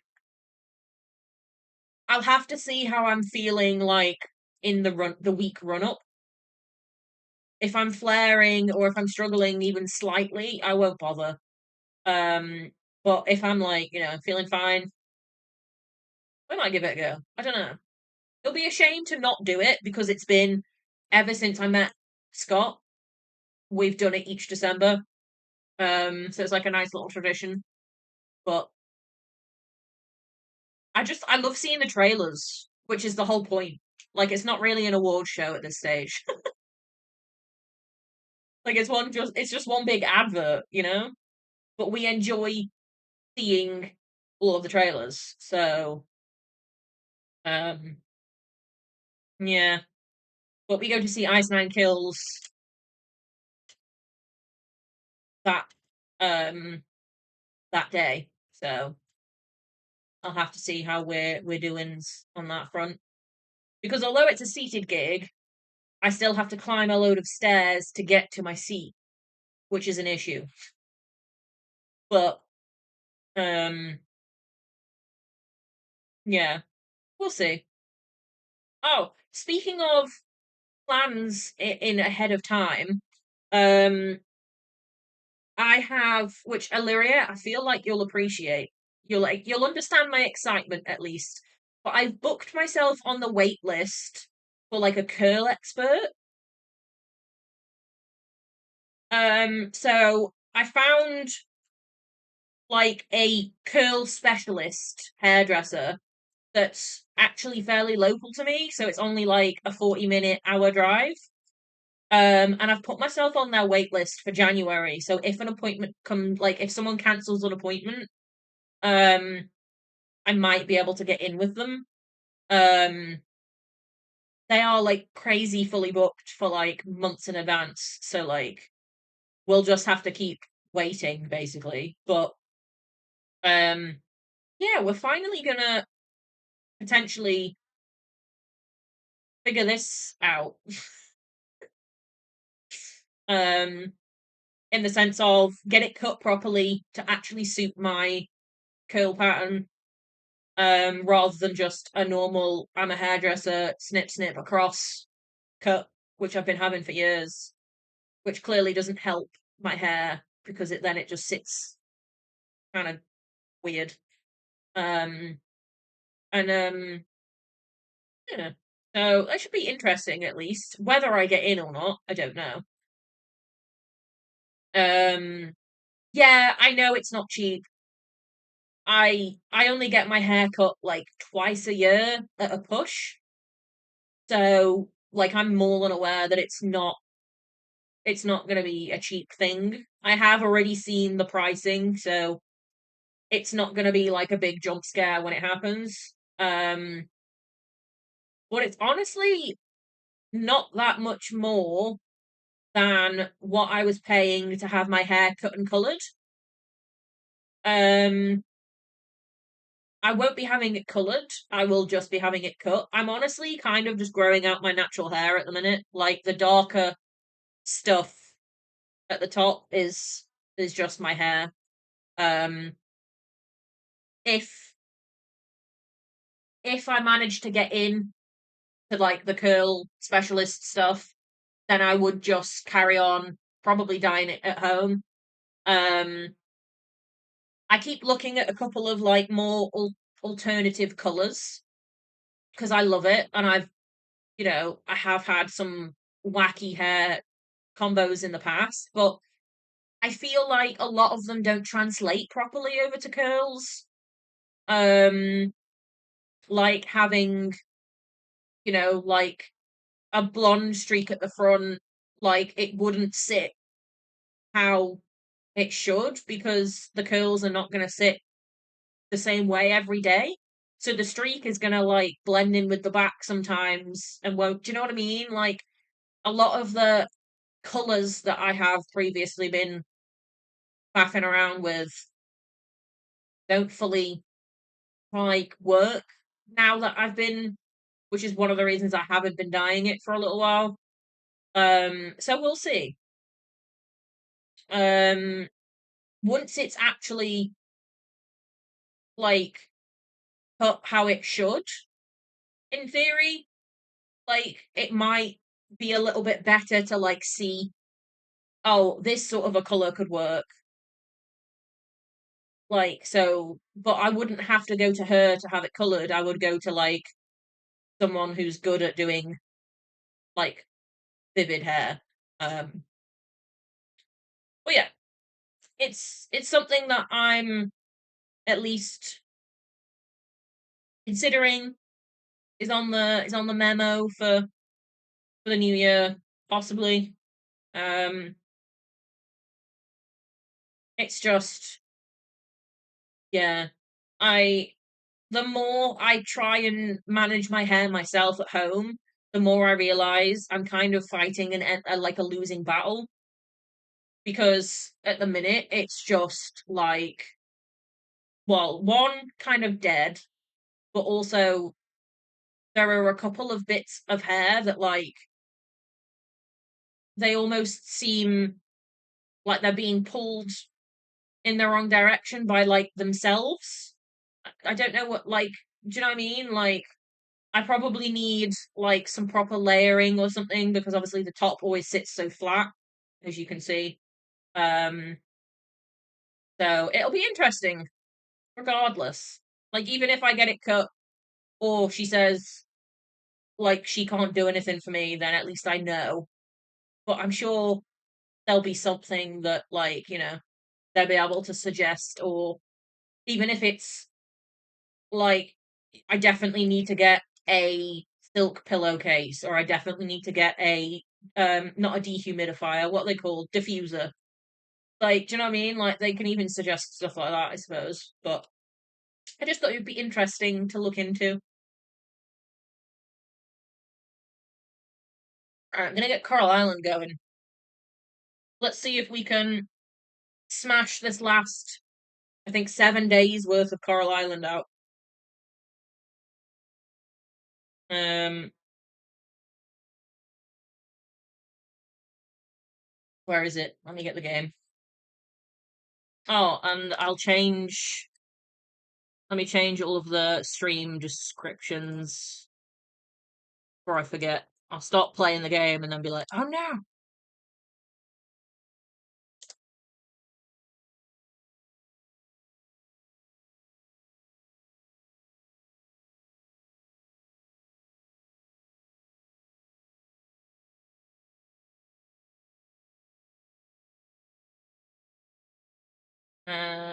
Bum, bum, bum. Here we go.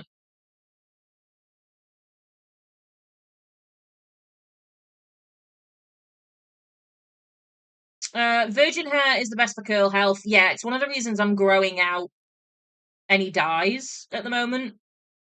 I don't have, my hair isn't bleached or anything like that. Um, so it's just boring. I say boring. It's not boring. It's just like bog standard, like, dyes rather than like, it's not bleached. But I use a proper, like, curl conditioner and shampoo and stuff like that. I invested in those recently. Well, I reinvested in those recently. I have used them previously and they were really good for my hair. I have some old photos from probably about two 2 years ago, and my curls look really good.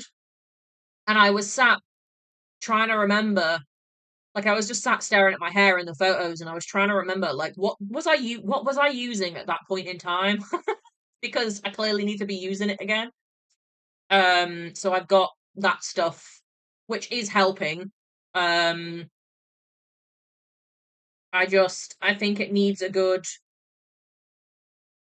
like kick in the right direction of, like, actually being cut to favor my curl pattern rather than a bog standard, here, I've given you a haircut, I just took a couple inches off, that's all I've done. If that makes sense. I love my hairdresser, she's a lovely lady, but, like, she's not, like, she's just not the sort of person that, like, knows curly hair, and that's fine, like, that's not her fault. Um, but yeah, it'll be interesting to see. Where's the button? Where's the button? There's the button. Hormones can change hair texture. I know some people that once they have kids, their, like, curl pattern completely changes. Like, they had straight hair and then it suddenly just starts growing curly, or vice versa. Meds as well. Meds affect everything. Um, like, it's crazy how many things, like, you wouldn't think was a side effect, but can be.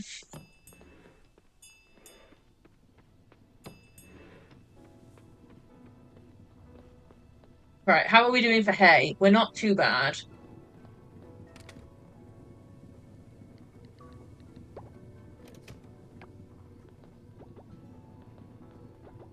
I want to get some more flour on the go.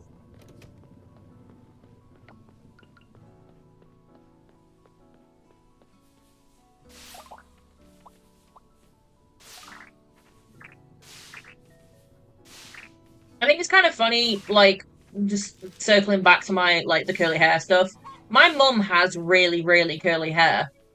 She has almost like Jamaican curls, like that kind of a proper ringlet curls.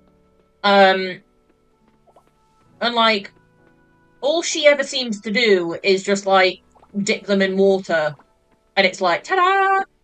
Whereas I've spent my whole life, obviously with a different curl pattern, fine, but I've grown up basically being scolded for how messy my hair is, and I'm like, why was I not told like, oh, you have curly hair, you need to do these things?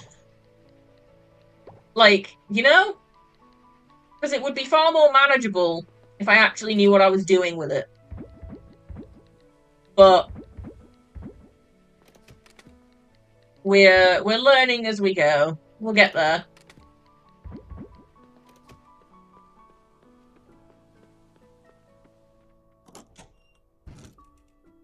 I do think I need to invest in something like one of the like protection, like the things you put on your head when you go to sleep that like protect your hair.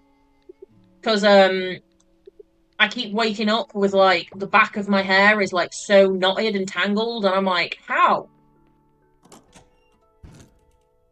Like, I don't understand like how I brushed my hair yesterday, and all I've done is sleep, and the back is like already forming into like one big. It's called a bonnet. That's the word. Yeah, I feel like I need a bonnet. So the back of my hair immediately gets like just a big chunk, and it's so annoying. Curls have been associated with messy and unprofessional. Yeah, it sucks. I remember, oh, what's the film? The Princess Diaries? You know how they do the whole transformation thing? They take her glasses off, tell her she's prettier without them on, and then they straighten her hair and they tell her that she's prettier. And I'm like, as a child, that destroyed me. Because I was sat there with slightly curly hair and glasses going, oh, wait a minute, wait. It sucks as a stereotype, honestly. I need to put these wild seeds in the greenhouse. But yeah, I'm slowly doing more to embrace and look after my hair. I've got proper shampoos and conditioners now. I want to invest at some point in a proper diffuser to like help lock things where they should be, etc.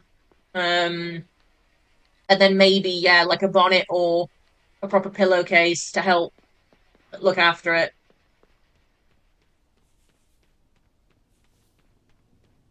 Um, yeah, it'll be interesting, to say the least. Oh, we need to pet the animals. I thought I'd already done that. Whoops. Almost.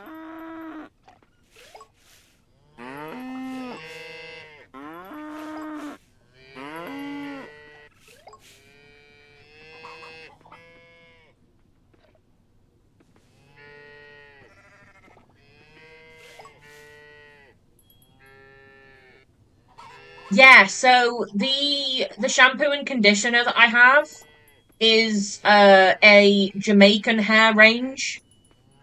So it's all I can't remember the specific name of the oils.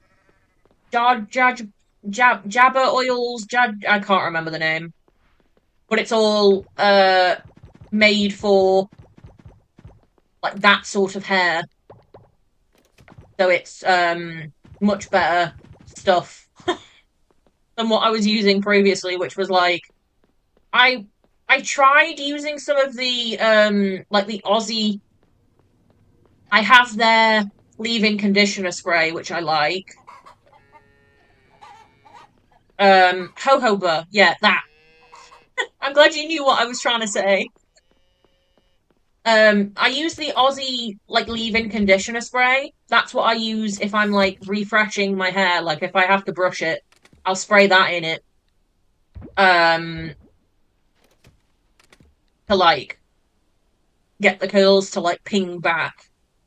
Which is what I did yesterday. Obviously, I've slept on it since, so it's a bit smushed and stuff now.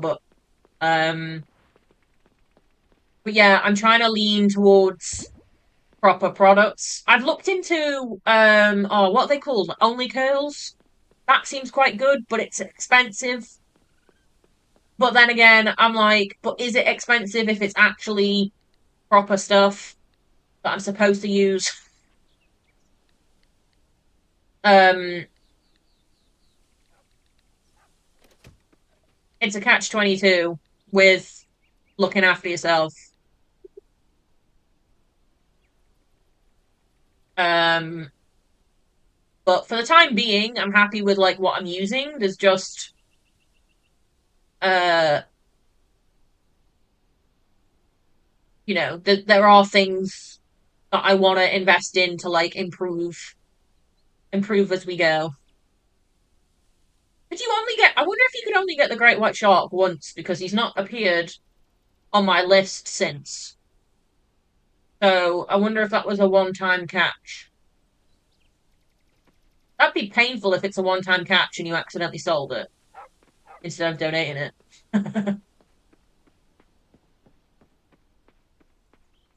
um, do we have some fossils and stuff? Oh God, yeah, we do. Okay, let's go open these. Just open a load of treasure boxes. See if we get any artifacts that we need.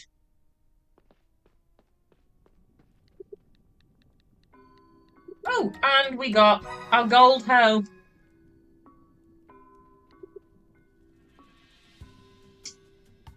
I have a loose. Yeah, so I use more like lightweight products. So I don't use. I have a leave-in conditioner, but it's a very. I have a spray one, and then I have, which I only every now and again use, like a more like it feels like an actual conditioner. So it's not too heavy, like it's not an actual like cream, if that makes sense. Like it would slide through your fingers if you held it in your hand. It wouldn't like sit there like a balm or something. Um, because yeah, the more heavier stuff. Like I've tried a curl cream before. I think it was the Aussie curl cream, and that was way too thick. Um, I can't remember which. The one I have now is a lot thinner, and I use it very sparingly. But I use a mousse rather than a gel. Um, I kind of want to look into a foam or like a proper foaming mousse rather than the mousse I have is just like a bog standard mousse that like we got from like the pharmacy. Like so I want to look into a proper lightweight one. Maybe. Um it's just all little things that I'm like considering and looking into, if that makes sense. But yeah, I tend to stay away from like things that are labeled as like for like ringlet curls because I know mine aren't ringlet curls. I need like wave products rather than curl products, even though my hair is. Do you know what I mean? Like I know people differentiate between them, so.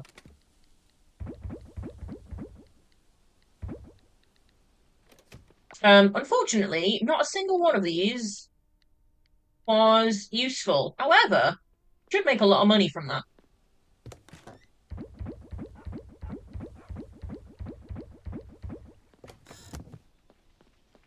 I'm gonna upgrade the hoe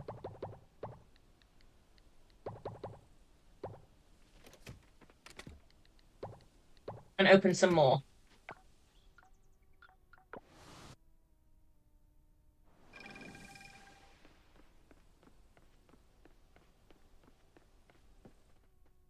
Because I think If we upgrade the hoe now, it'll be ready when we need to make sure that the field is fine for autumn or fall, whichever one you want to call it. Right, are any of these... Oh, that one's new. A water bottle. That kind of looks like a grenade, not a water bottle, but sure. Okay. Look into water-soluble brands as well. Ooh. They're easier to wash out and healthier for your hair. That's smart.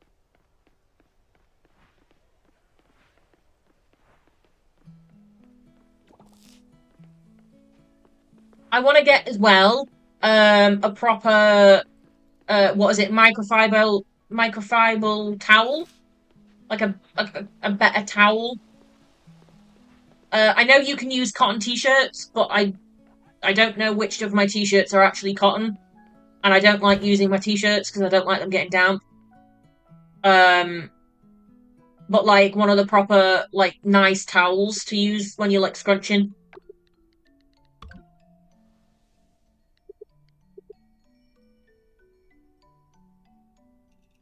We're only 4 off on the artifacts actually. Not doing too bad.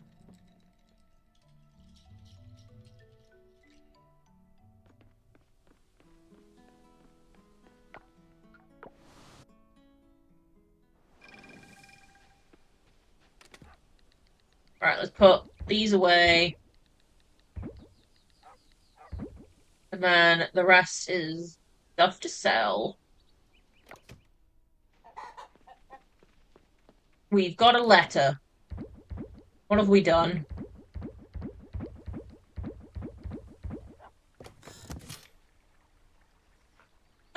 We reached town rank A!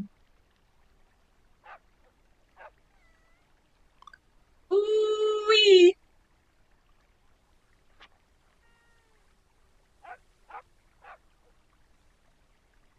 Congratulations on your town ranking, town rank A. To celebrate this achievement, I'm sending you a special gift. Enclosed is a key that I believe will unlock the cellar I noticed during my last visit. I hope this new area brings you new exciting opportunities. Well done. Who's Jeff Smith? Who's Jeff? The fuck is Jeff? We unlocked the cellar. Go us. But who is Jeff?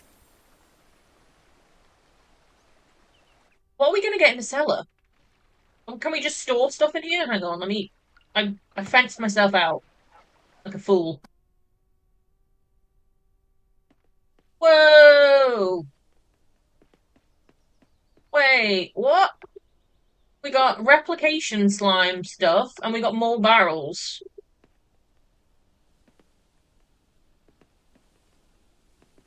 Hair care was your hyperfixation a couple years ago, so you know a lot. If I want to chit chat about it at any point. Ooh, okay, cool. I'll have to yap to you about the different stuff. Can I move? And I can't move any of these, which seems stupid. Oh, I can. I was using the wrong thing to hit them.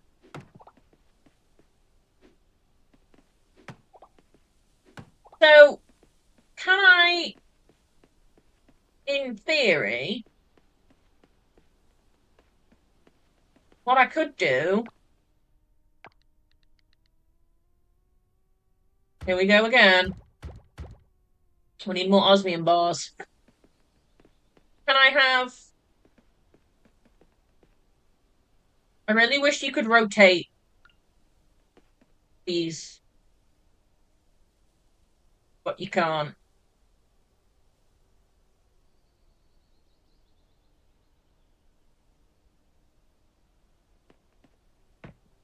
Yeah.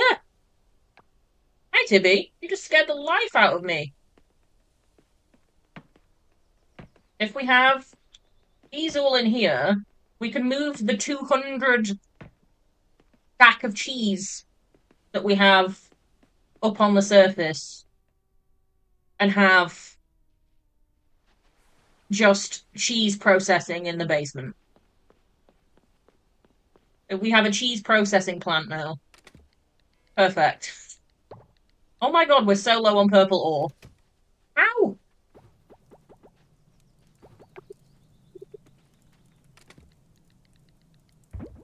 How are we that low on it? Shoot, okay. That's scary. Maybe we need to not be making kelp anymore and make um purple ore instead. Oh no, we just need to go mining. I just need to not be lazy. Let's be realistic.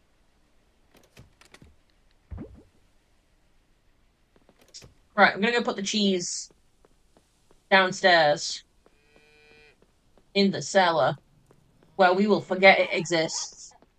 And hopefully, by the time we remember it exists, it will all have been fermented. And we can get some more. We go. Moldy cheese for the win.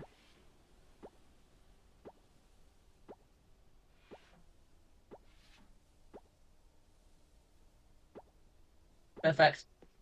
We can go and get some more barrels. Well, we need to go get more ore, is what I mean. But and then we get more barrels. Haven't yet another conveyor belt.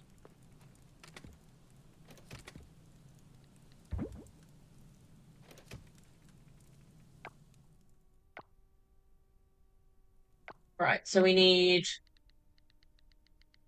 more explosives.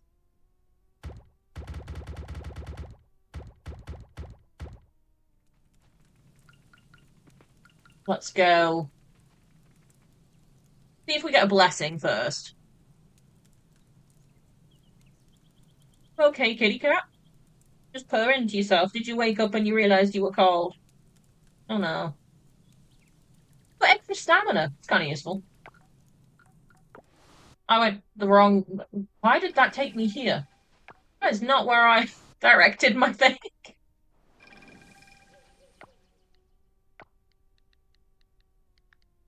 Let me sort my inventory out. One sec. Don't need to be carrying the insect stuff around with us anymore. Because we got the spider. But it's fine.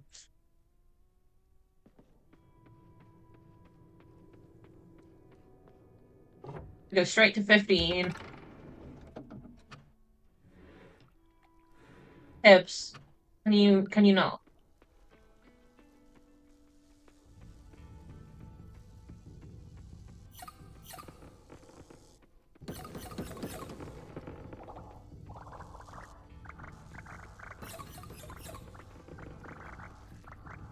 Need as much purple ore as we can grab.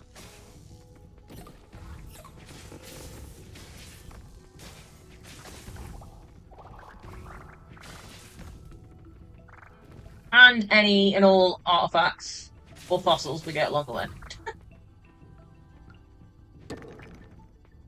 We got a crab. Oh, we got a rock guy to kill. Is he gone? He's gone.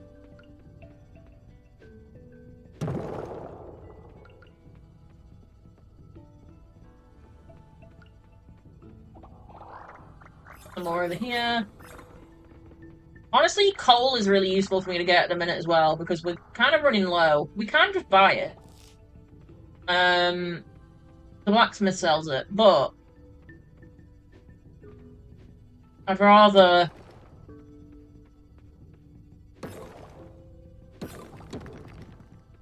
we got like as much as we can from here before we start purchasing. Just purring. Wow.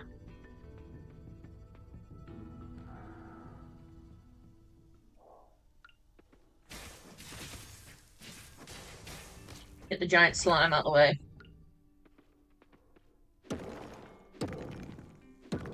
Nope. On the wasp. Ugh.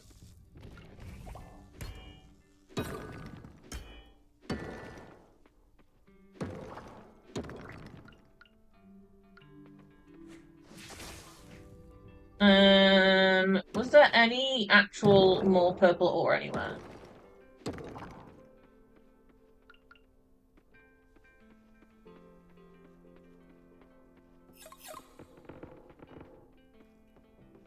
I'm trying to find, like, the ideal places to put the explosives.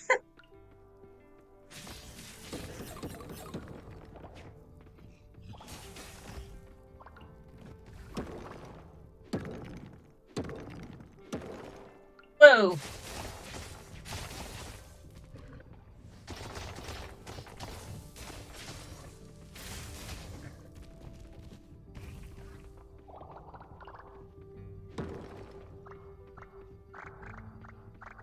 Give me all the stuff.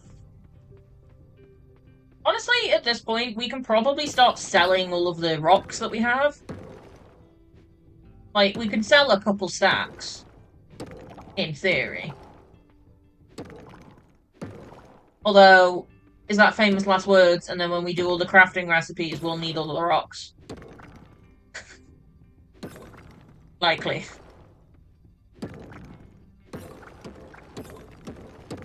Like with the trash in this game, you're like, oh, I don't need trash. And then you immediately need trash to make scrap, to make things.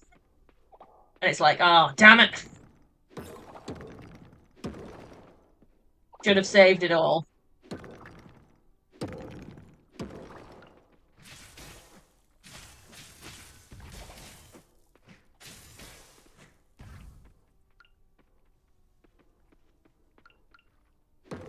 Bonk, bonk. Oh, on about.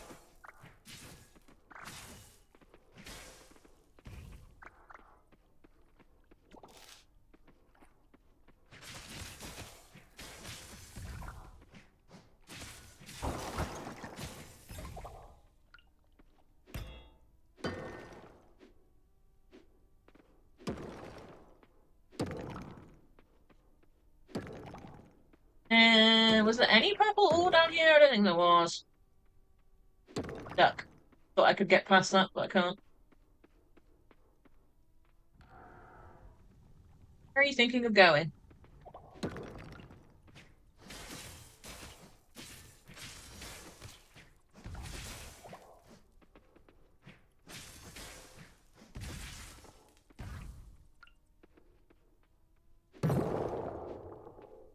Our inventory is full. Huh. How? We've just been picking up random... Oh, yeah, I suppose because every time we kill a monster, we get, like, a random stuff in our inventory. That makes sense.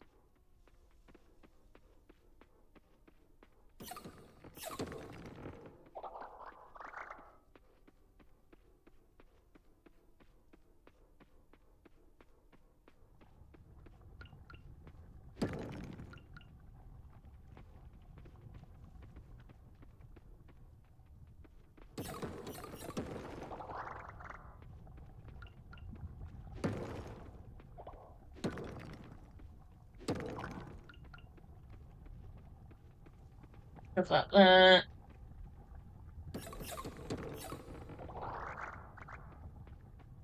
We need that fossil, so what can we eat?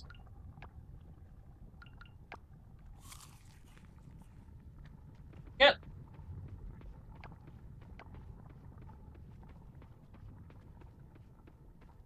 That'll do. That'll do, donkey. That'll do.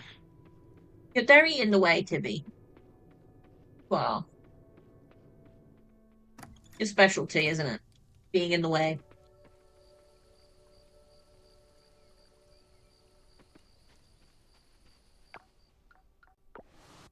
Yeah, hi.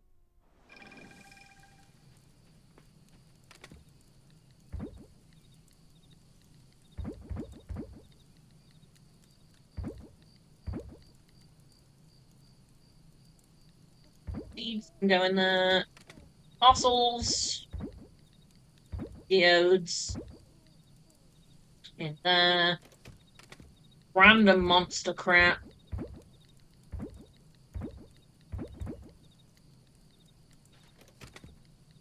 Yeah, I think we have enough stacks of rocks. Could we maybe consider some of them? Tibby, don't rub your head on the... I'm trying to do things.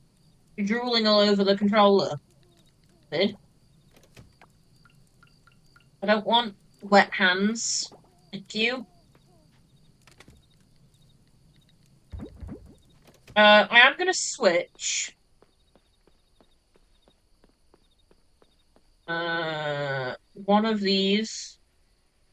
I can't really switch one of these. Okay, whatever. I was gonna try and duplicate the ore, but I don't think I can.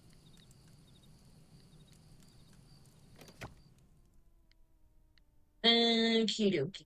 All of this go in the box.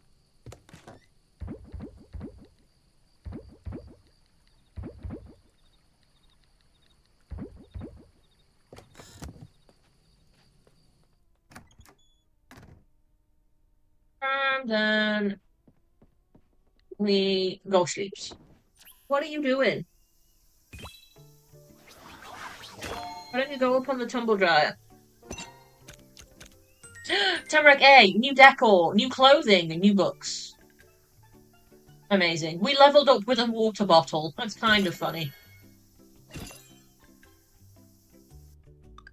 Oh, we got a lot of money too. Oh, we're gonna level up with like everybody because we hit Tamarack A. It looks like it. Okay, not quite everybody.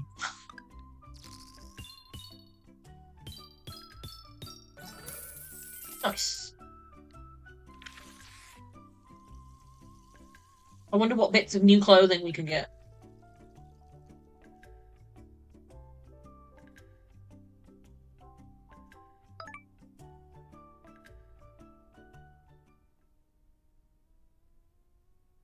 Oh.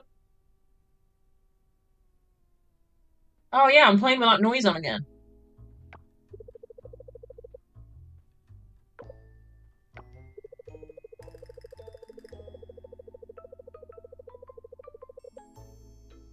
Oh, the vines are taking over.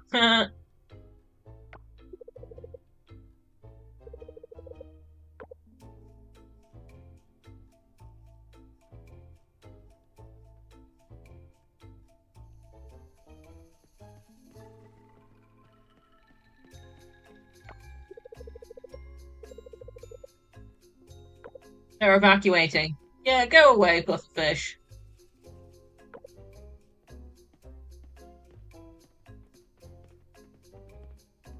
Get out of here.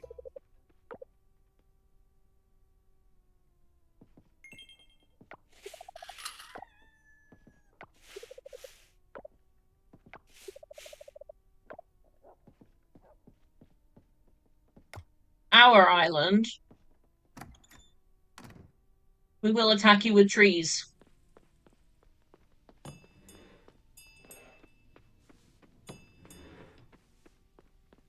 Right, let's see what's new on the online shop. Online shop. Bum, bum, bum, bum, bum. That looks like I haven't seen it before. Definitely haven't seen the milk one.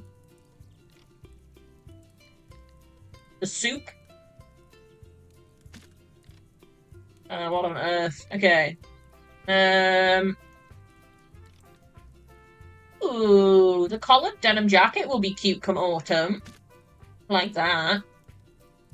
I don't know if we've seen the stripy shirt before. I'm gonna buy that anyway. What else we got? Oh my god. The meme sweatshirt. Yes. Immediate yes. I use that GIF all the time in the Discord. Oh, perfecto. Okay. There's a leather jacket! Fucking taxes, I know, right?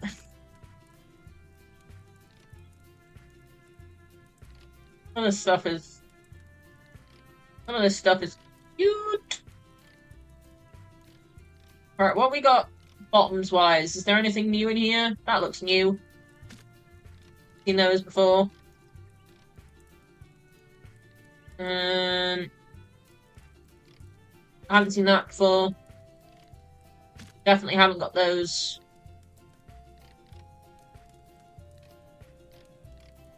Any new shoes? I don't think we have the tassel loafers. I think they might be new, you know. Buy them anyway. And then full outfits. Oh, a bear onesie! Yeah. That was the last one we were missing. We can be a bear. And then there's the weird hat. And the monocle. Okay. Purchase. Hells yeah.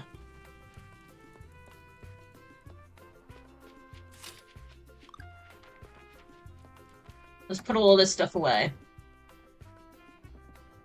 And then we can go through in the journal and see which bits we seem to be missing. Because it should, in theory. This is taking its time to update. Come on.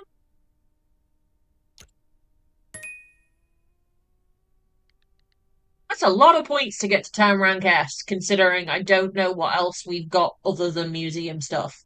And the museum stuff only gives us 3 points each time.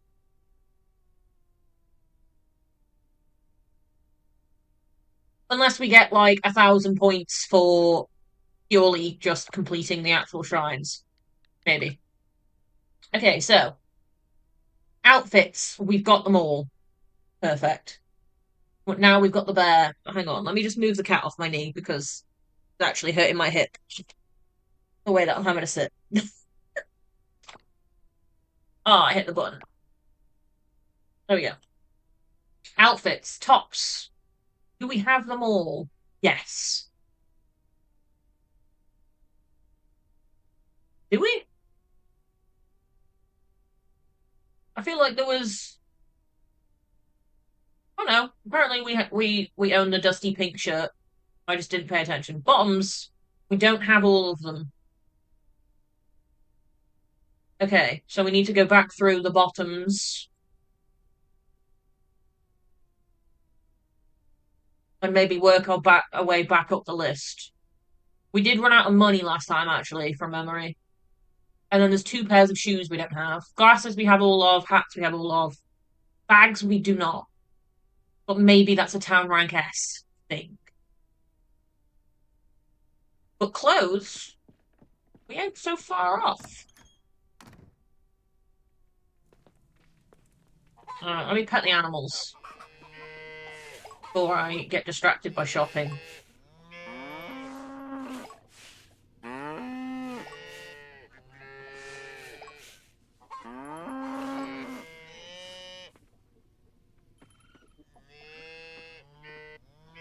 Trying to pet the cow. It ain't working. Everyone's stood in one place. There we go. Rather annoying. Alright, so... Clothes. Scroll down to the bottoms. Honestly, I don't remember getting stripy yellow shorts, so maybe it's those we don't have. I wish it would tell you whilst you're in the shop whether they're the ones you've purchased or not.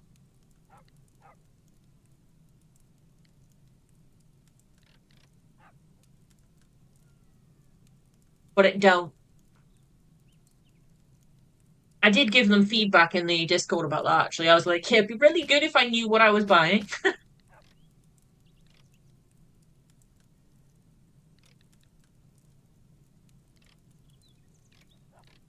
Right, so it was... These, maybe we didn't buy? I'm just gonna buy them anyway, at this point.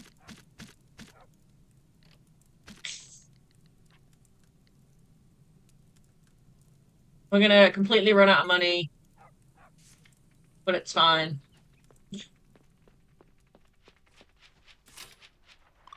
Because once we hit the end of the month, we're gonna sell everything we have in those chests. And it will be a stupid amount. Oh, I didn't mean to go to bed. Why did I do that?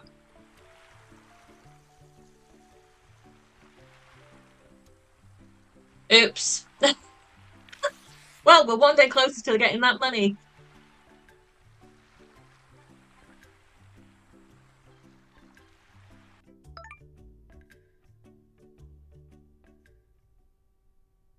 Lol.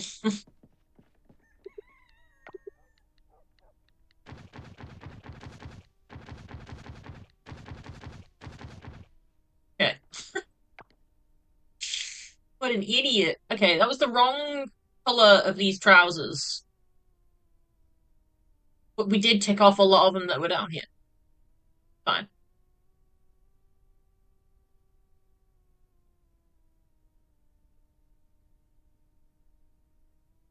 Maybe we don't even have that color of those trousers yet.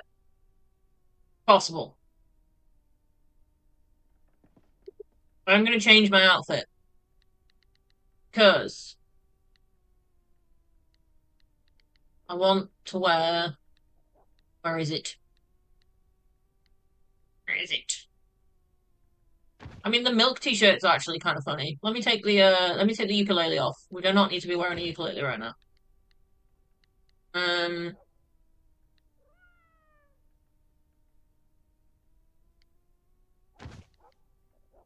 oh, the jacket's cute. The taxes switch. No, where'd it go? Yes.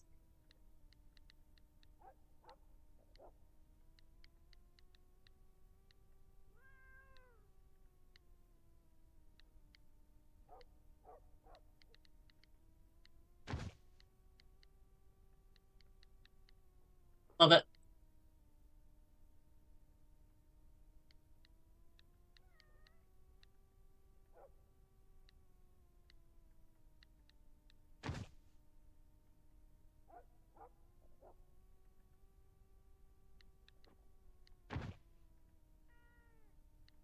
Okay, perfect.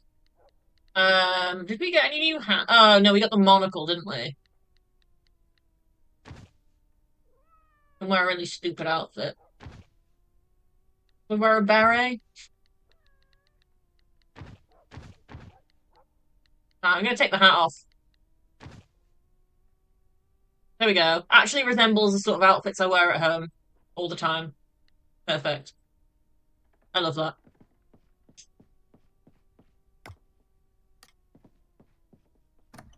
So we're nearly done with the clothes. Ideal.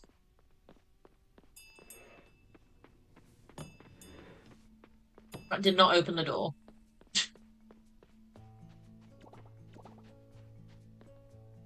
What we need to do... Craft a load of barrels. Wait, did we just run out of hardwood? For fuck's sake. Okay. We're gonna go on an adventure to get more hardwood in that case. Hmm?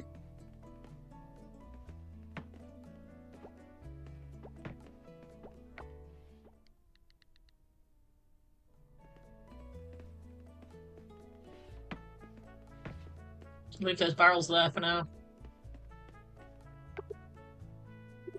Can I replicate these bars?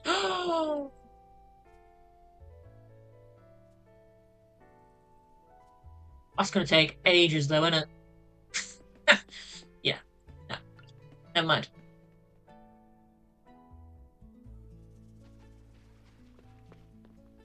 Oh, did we pet the animals? I don't know if we pet the animals. We didn't. We did not.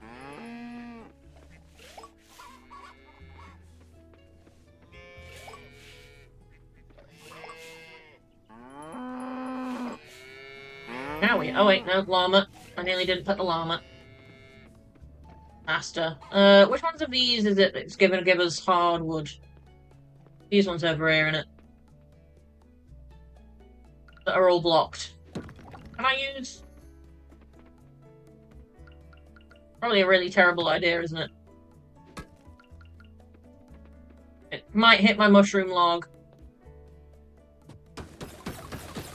It did. Whoopsies!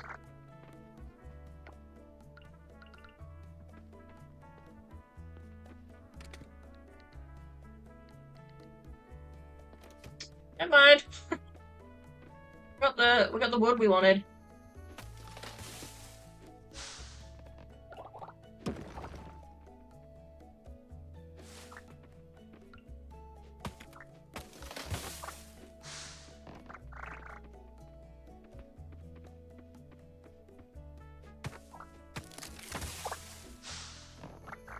Jimmy.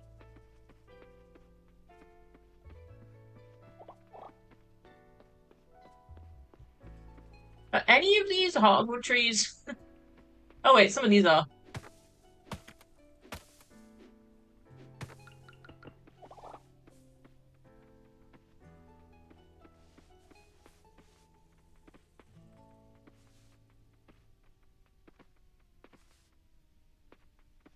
It won't let me place this.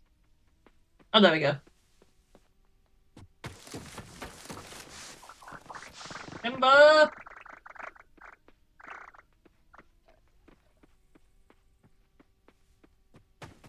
Might have been too close to the path. Oh no, we're okay.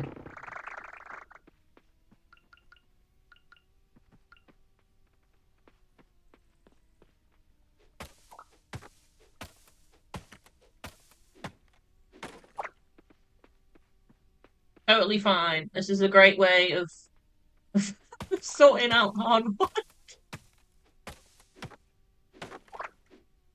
Why we planted all these trees. We knew this day would come.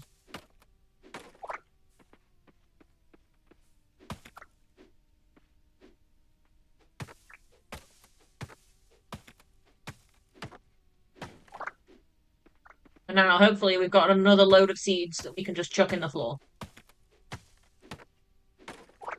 And repeat the process. Yeah, look at that.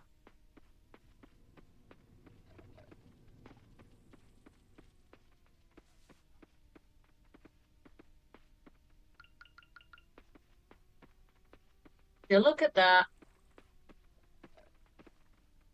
Like we planned it. How much hardwood did we get? Did we even get from that? 233. Hey, nice.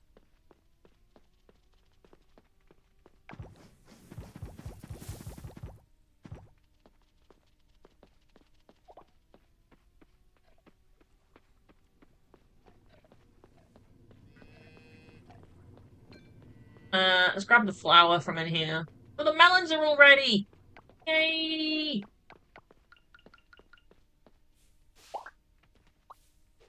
Yoink.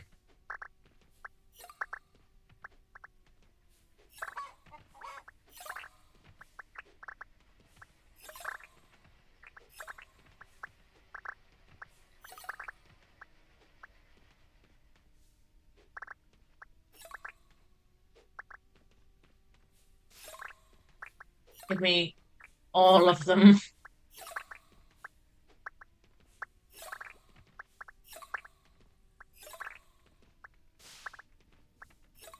Gonna make so much melon jam, it's unreal.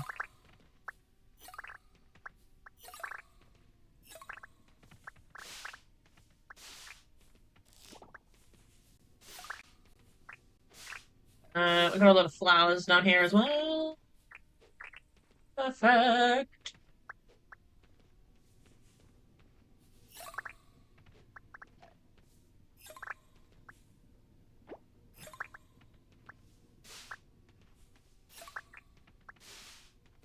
Inventory is full. Of course it is. And it's gonna tell me this chest is full. 197 melons. Oh boy.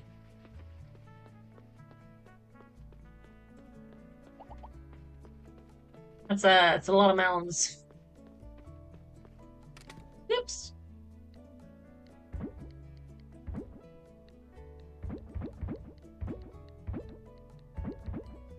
Oh, wait, rocks don't go in there.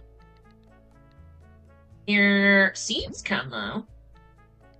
Although, the seeds can go in the greenhouse in a sec.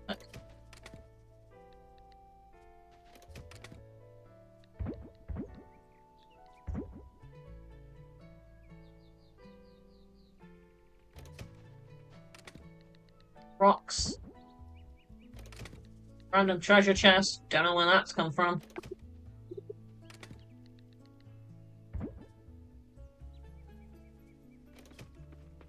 Okay, so. I want to put the hay. Got some flowers that need to go in honey chest. Duck. Go. Flowers in the honey chest. Go. Oh, we've got some batteries already. Nice. Not bad.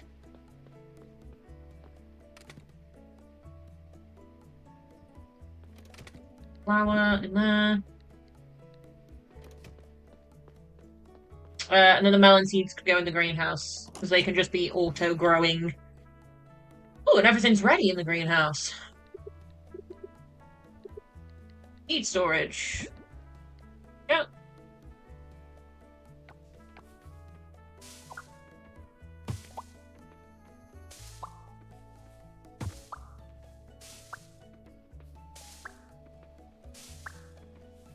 Grab all of this.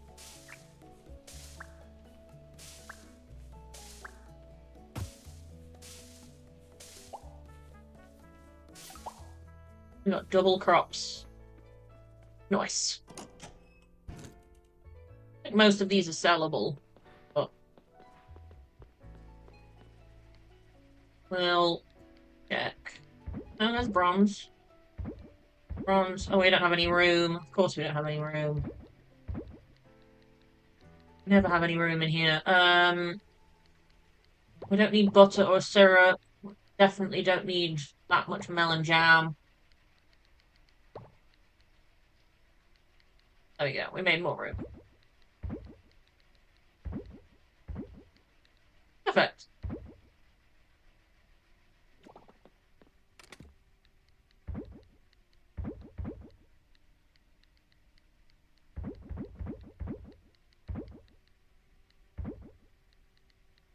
I think that's everything.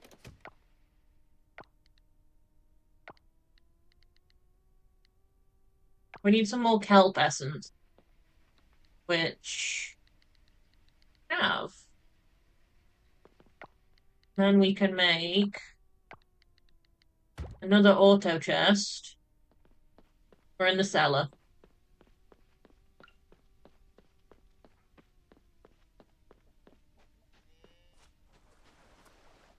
Get some more cheese going.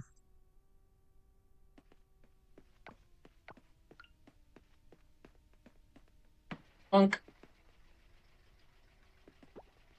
There we go. Cheese Empire. I imagine the cheese is going to take a fair amount of time, so we can just leave it churning. No point going back in to check for a long time.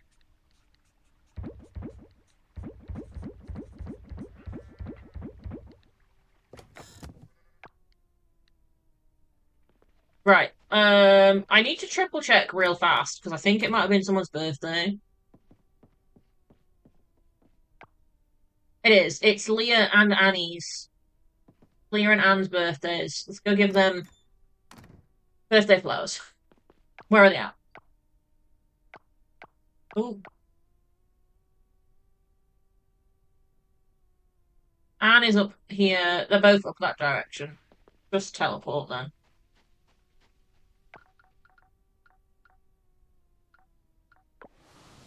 Go to town. Oh. Got the cutscene because we managed to kick them out. Bye, Karen!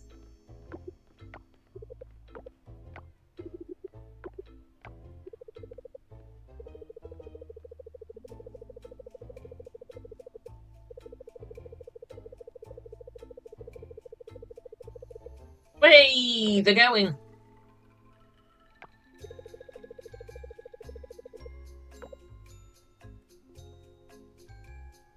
Bye, Karen. See you later.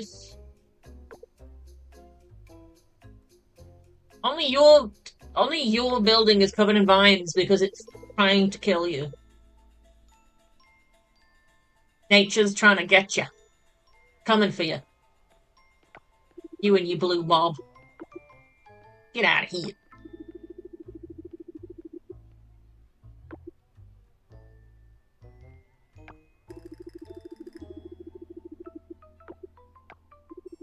I love how he has a little cactus on his hat.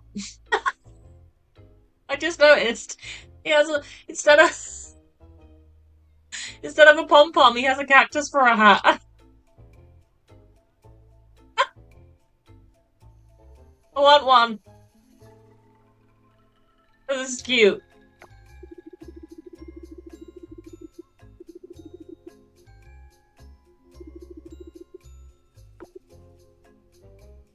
I think I need that hat. Is that something that you can crochet? Can I commission a cactus? Oh man. You should crochet one for your your headphones.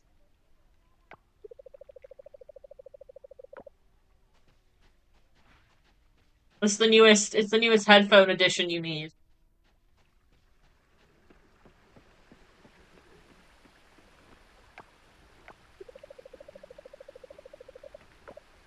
Alright, birthday presents are done.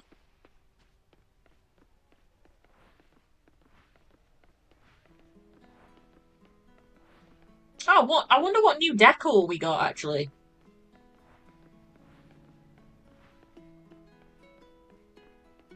What new furniture is there?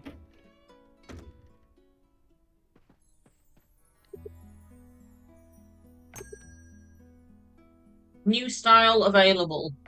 Which one's the new style? This? Oh, it's just certain items, maybe. Get gravestone now. Yay.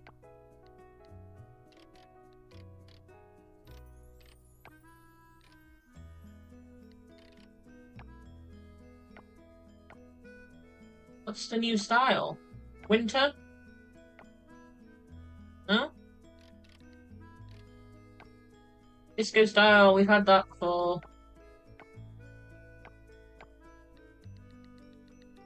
Why is it saying they're new? Oh, is it just new stuff was in, maybe? I don't know.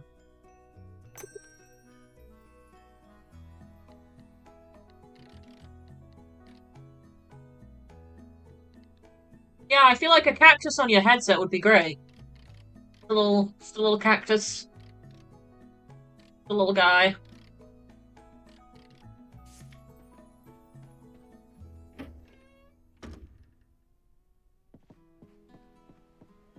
To be fair, I've been looking at a new headset, and I was looking at the Razer headset with the cat ears.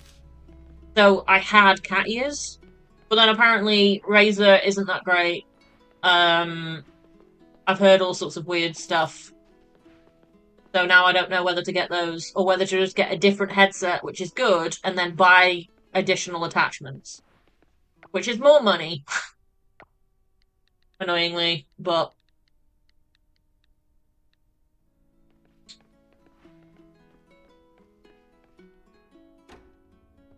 You like your HyperX? Yeah, the headset that I use is a really old HyperX headset.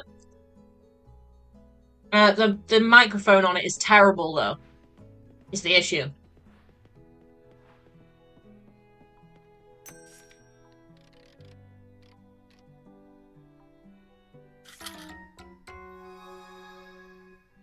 Acquired a diving elixir. Okay.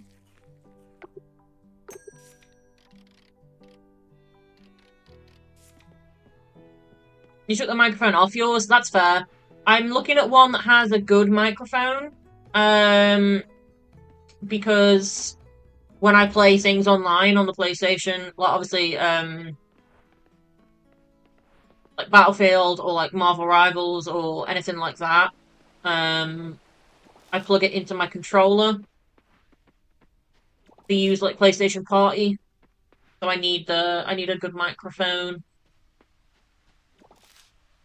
because it was I felt really bad for everybody when I was playing Borderlands 4 with them because apparently like if I so much as like tilted my head slightly, like it didn't have to brush against anything.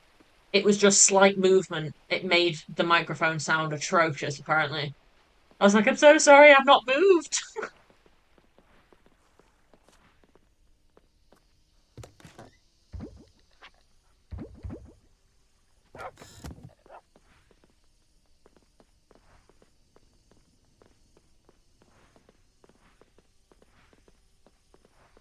Right, I'm gonna put these flowers in here.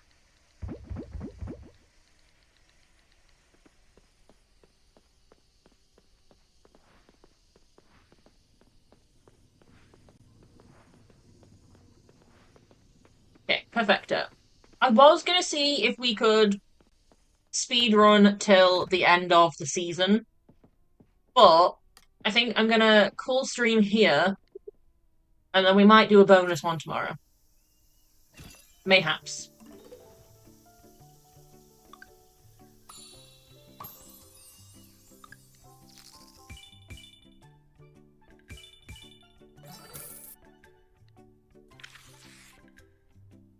We've got 4 days left. 4 days left of summer.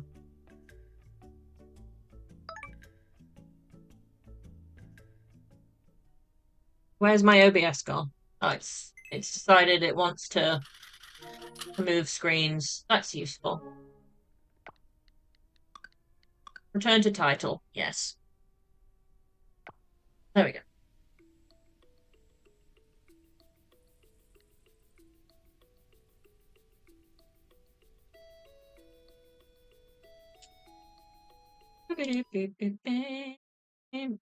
Alrighty. Do I have the energy to raid? Possibly. Possibly. Who have we got? Who's around?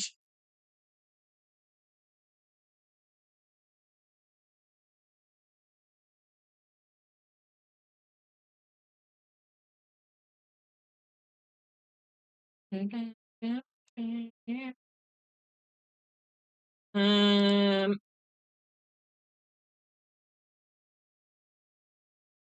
I'll probably end up watching the Carrot Cleric in a minute anyway, so we may as well go.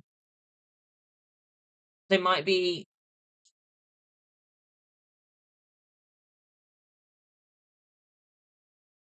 I don't know how long they'll be streaming for, but we'll go say hi.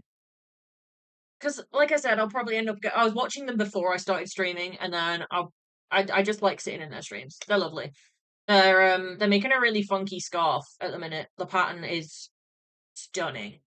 We'll go say hi. But thank you for chilling with me today. I know it's a bit of a weird one because we obviously did the voting and then um very short Coral Island time, but I'll see how I'm feeling tomorrow. There's no guarantees of a stream, but I will obviously update um in Discord if we do. Thank you for hanging out. It's been fun. Look after yourselves, have a good rest of the day. If I don't hop on tomorrow, have a good weekend. Grab yourselves a drink, grab a snack, and all of that good stuff. And we'll go we will go say hi to Carrot Cleric. Bye.